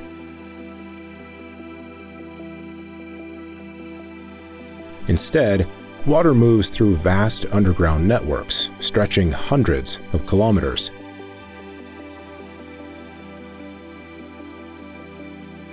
Cenotes offer rare glimpses into this hidden world, each one a mirror reflecting millions of years of geology.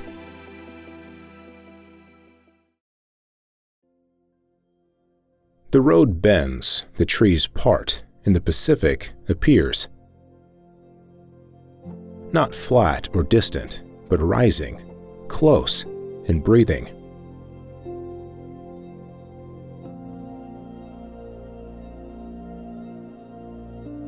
Mazunte sits on Mexico's Oaxacan coast, 270 kilometers southeast of Oaxaca City.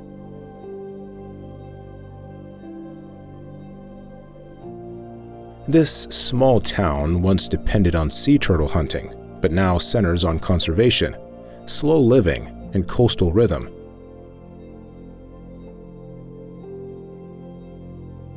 It spreads between cliffs, jungle, and tide in a way that feels both wild and intentional.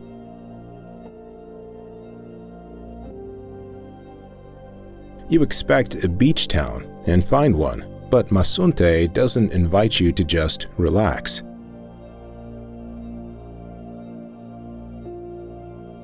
The sun hits harder here. The hills climb steeply behind town.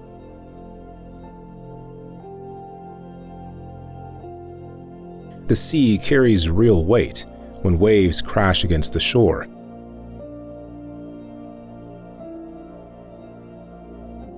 This place isn't shaped for easy comfort, but for finding balance between being present and keeping some distance.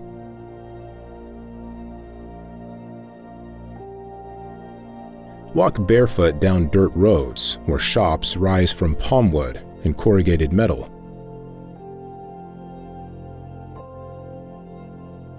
Local food stands open directly into sandy paths. At Punta Cometa, just a short hike from town center, cliffs drop straight into the Pacific.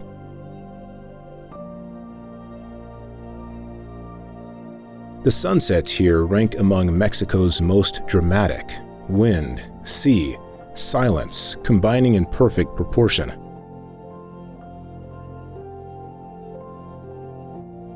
The Mexican National Turtle Center anchors Mazunte's ecological focus, showing how the town shifted from extraction to protection. Yoga retreats, herbal shops, and art collectives operate alongside fishermen repairing nets and carving surfboards.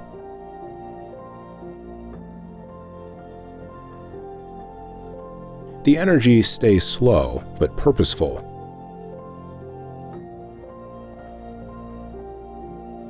Three beaches curve along the coast: Playa Mazunte, Playa Mermejita, and Playa Rinconcito, each with different characters. Waves break heavily and consistently.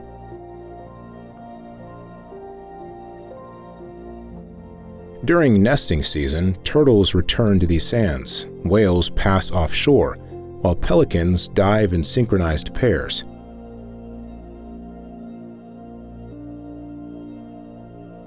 Temperatures stay between 25 and 33 degrees Celsius year-round, with humid air and heavy summer rains.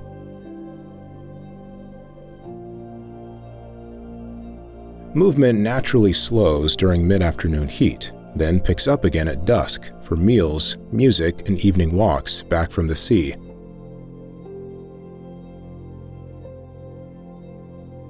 Mazunte keeps its rough edges in sea, stone, and slope, asking for presence rather than escape.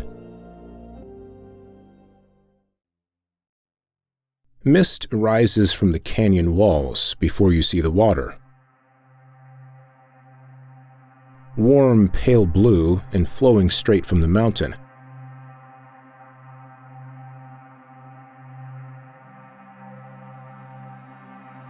Welcome to Grutas de Tolantongo, a collection of hot spring caves, pools, and rivers, tucked into a steep canyon in Hidalgo's Mezquital Valley, about 200 kilometers northeast of Mexico City.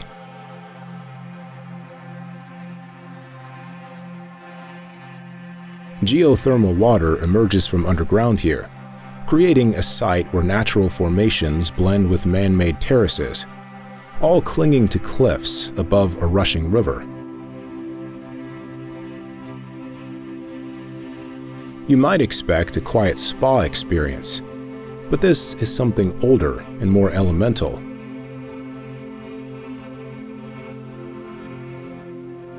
The water emerges from the earth itself, hot and mineral-rich.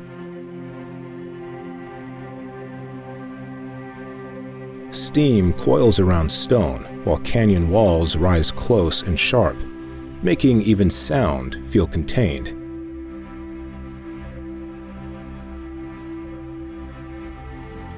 The main grotto is carved directly into the rock, where water falls from the ceiling and walls. Inside, it's dim and echoing, with heat and shadow wrapping your senses completely. Outside, turquoise pools step down the cliffside, their edges carved into stone. Everything flows here. Locals have used these springs for bathing and healing for generations.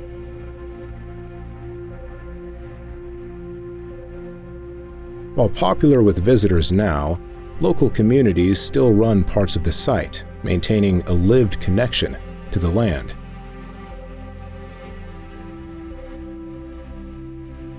Families picnic by the river, creating communal energy rather than curated experiences.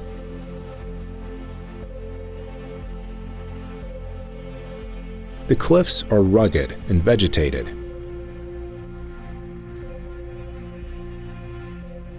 The river below runs colder, fed by spring runoff.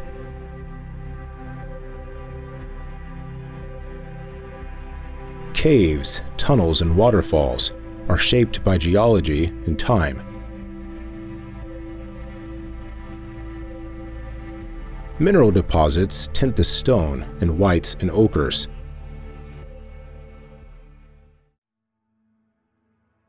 The sand gives way to silence. Not absence, but shallow water stretching out in all directions, smooth as glass.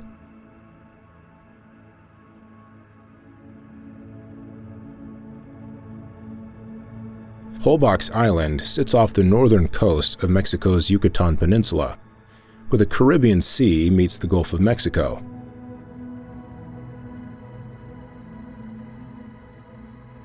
This narrow strip of land measures just 42 kilometers long and 1.5 kilometers wide.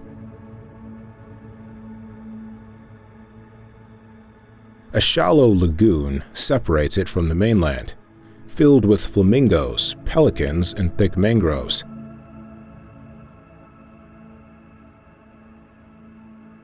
No cars exist here, only golf carts and sandy footpaths connect the small communities.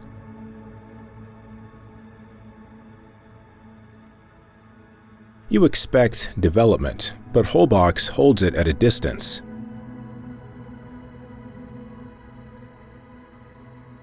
Buildings stay low, streets stay sandy, and the island stretches wide with light and wind.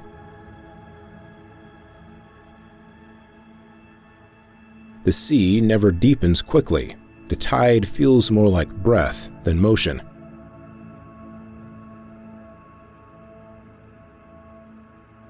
Paths lined with murals and palms lead through town.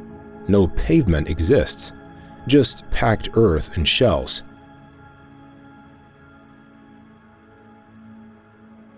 Beachfront restaurants serve fresh ceviche under palapas. Art hangs outside rather than inside. Everything faces the sea.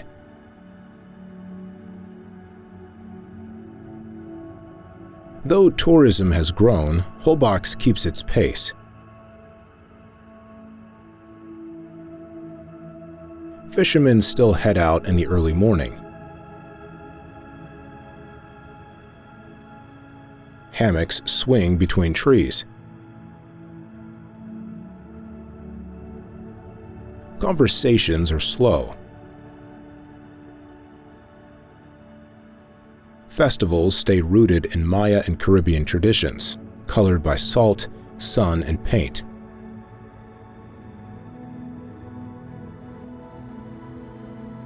The water is shallow for hundreds of meters, clear, green-blue, and alive with rays and fish.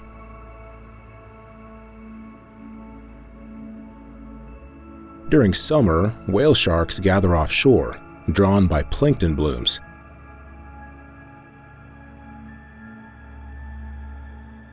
Bioluminescence lights the water at night in certain seasons. Nothing here feels distant. Nature stays near. The air is thin but fragrant at 2,150 meters above sea level, filled with mesquite smoke, distant bells, and the warm depth of mole simmering unseen.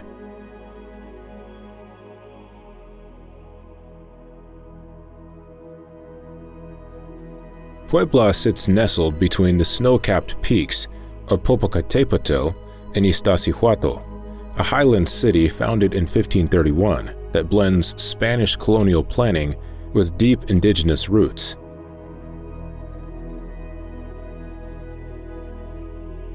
You expect another colonial grid, but Puebla's details slow you down. Every wall displays intricate Talavera tile patterns in blues, yellows, and whites.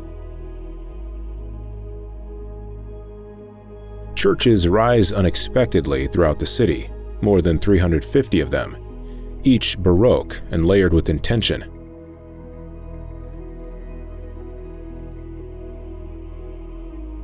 This isn't a place for passing through.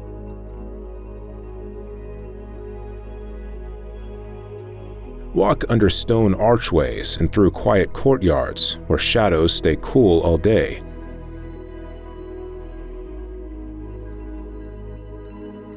La Catedral stretches across the main square, massive and calm, its twin towers reaching toward the thin mountain air.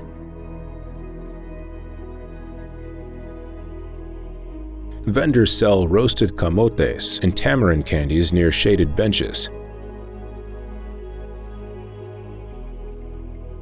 The Barrio del Artista opens into tiled studios where artists work on balconies overlooking narrow streets. Puebla exists in layers.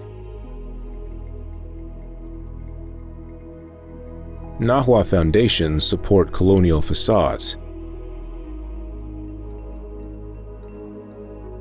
Revolutionary history mingles with daily ritual.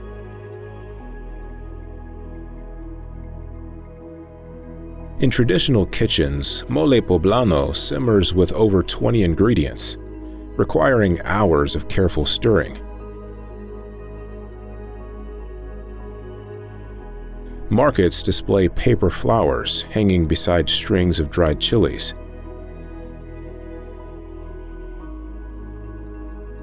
Though urban, volcanoes frame every view. Popocatépetl, still active, looms over rooftops, smoking quietly in the distance. The highland light cuts clear and hard, casting long shadows that reveal every crack in old stone.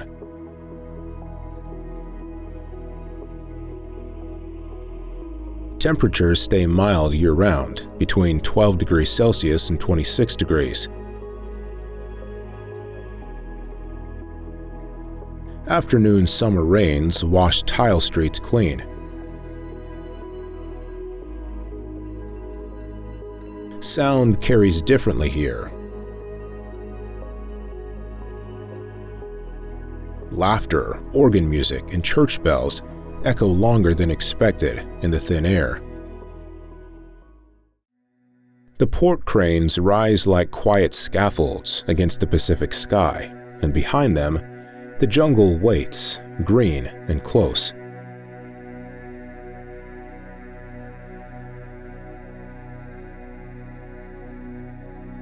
This is Manzanillo, a coastal city in the state of Colima that sits along Mexico's central Pacific shoreline.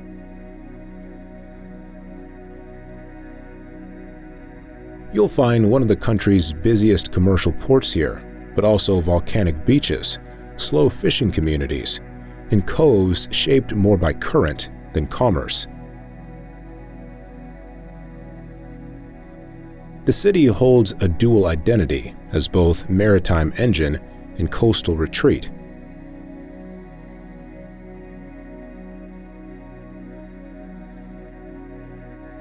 Manzanillo splits into two distinct bays. Bahia de Manzanillo hums with ships and cranes, while Bahia de Santiago bends gently, lined with beach towns and families gathering under palapas.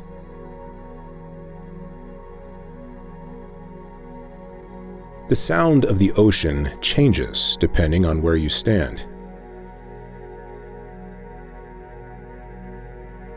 Downtown, the port defines the rhythm with trucks, horns, and shipping lanes.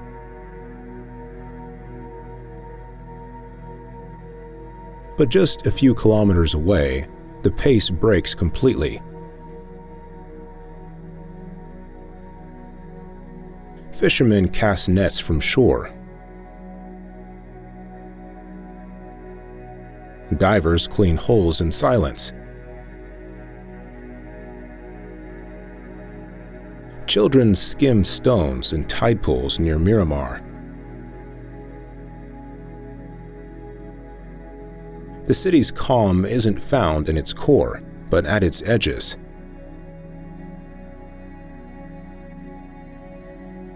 Manzanillo sits in the shadow of Volcán de Colima, one of Mexico's most active volcanoes.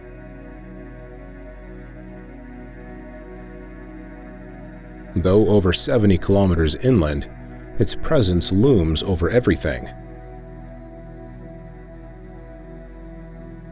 The beaches here are dark with volcanic sand that feels coarse and hot underfoot, edged with obsidian fragments.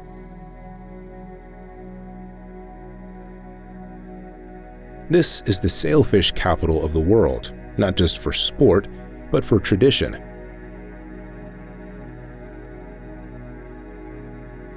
Boats return to harbor with dorado, tuna, and red snapper.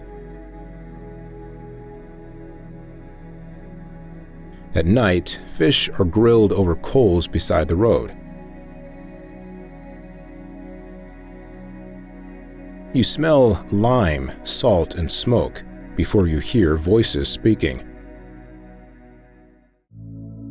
The road winds through low golden hills, then suddenly vines appear, climbing in lines toward light.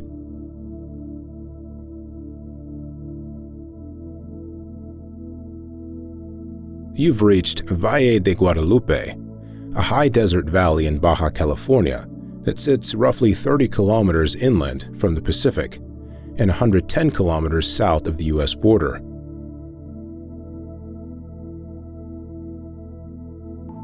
At around 300 meters above sea level, this has become Mexico's most important wine region.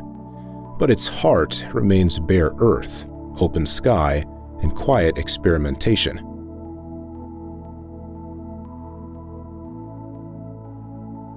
This isn't Napa or Bordeaux.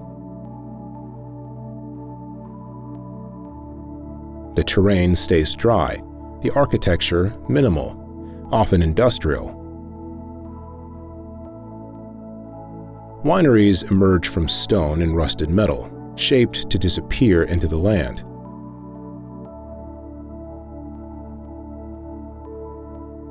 Olive trees line dirt driveways. Dust clings to tasting glasses. The valley doesn't perform luxury, it refines what's raw. The soil here runs sandy, loamy, and volcanic in places, perfect for hardy varietals like Nebbiolo, Tempranillo, and Grenache.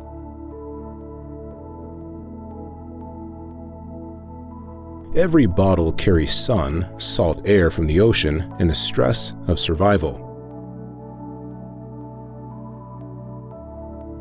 Vineyards work with limits, not abundance.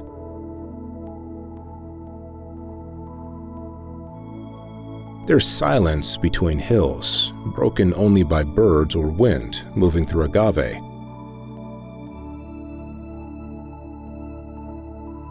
Open-air kitchens sizzle without rush. Meals stretch long, not in elegance, but in rhythm.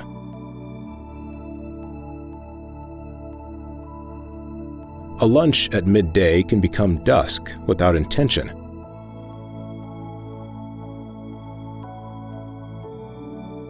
Valle's winemakers are part vintner, part builder, part cook.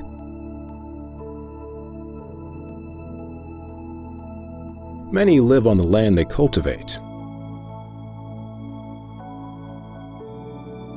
Restaurants use what grows within reach: lamb, figs, tomatoes, herbs, mezcal.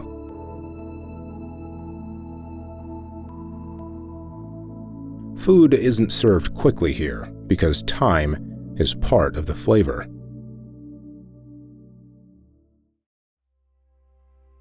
The boat slows just offshore.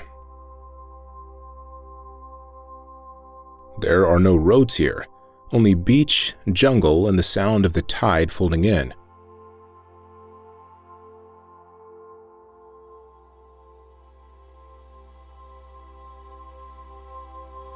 Yelapa sits on the southern edge of Bahia de Banderas in Jalisco, accessible only by boat from Puerto Vallarta.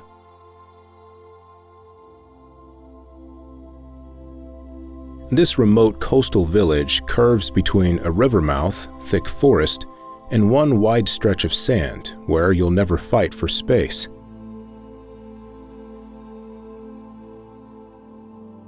There are no cars in Yelapa.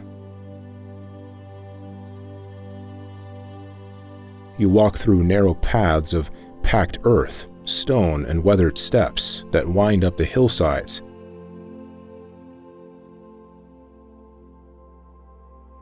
Donkeys carry supplies from the beach to restaurants, tucked into the jungle.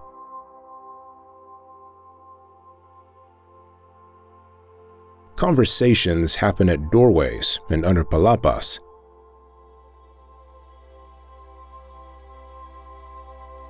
Everything feels closer here, not by design, but out of necessity and terrain.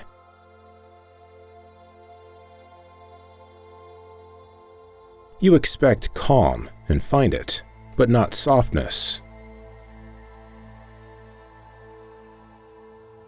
The beach drops steep into deep water. The river rushes fast after summer rains. At night, frogs and insects rise in chorus from the trees that lean in close, making the jungle feel like it's part of the village rather than just surrounding it. Houses climb the hillsides with palapa roofs and open walls that let the breeze flow through.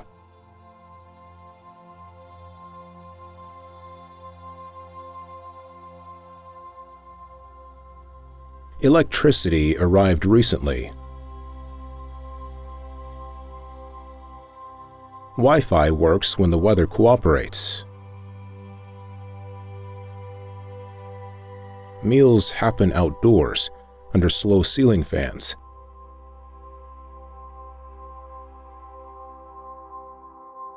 Time moves with light and tide instead of clocks. Mexico is vibrant, full of life, and steeped in stories that span from ancient civilizations to modern-day culture.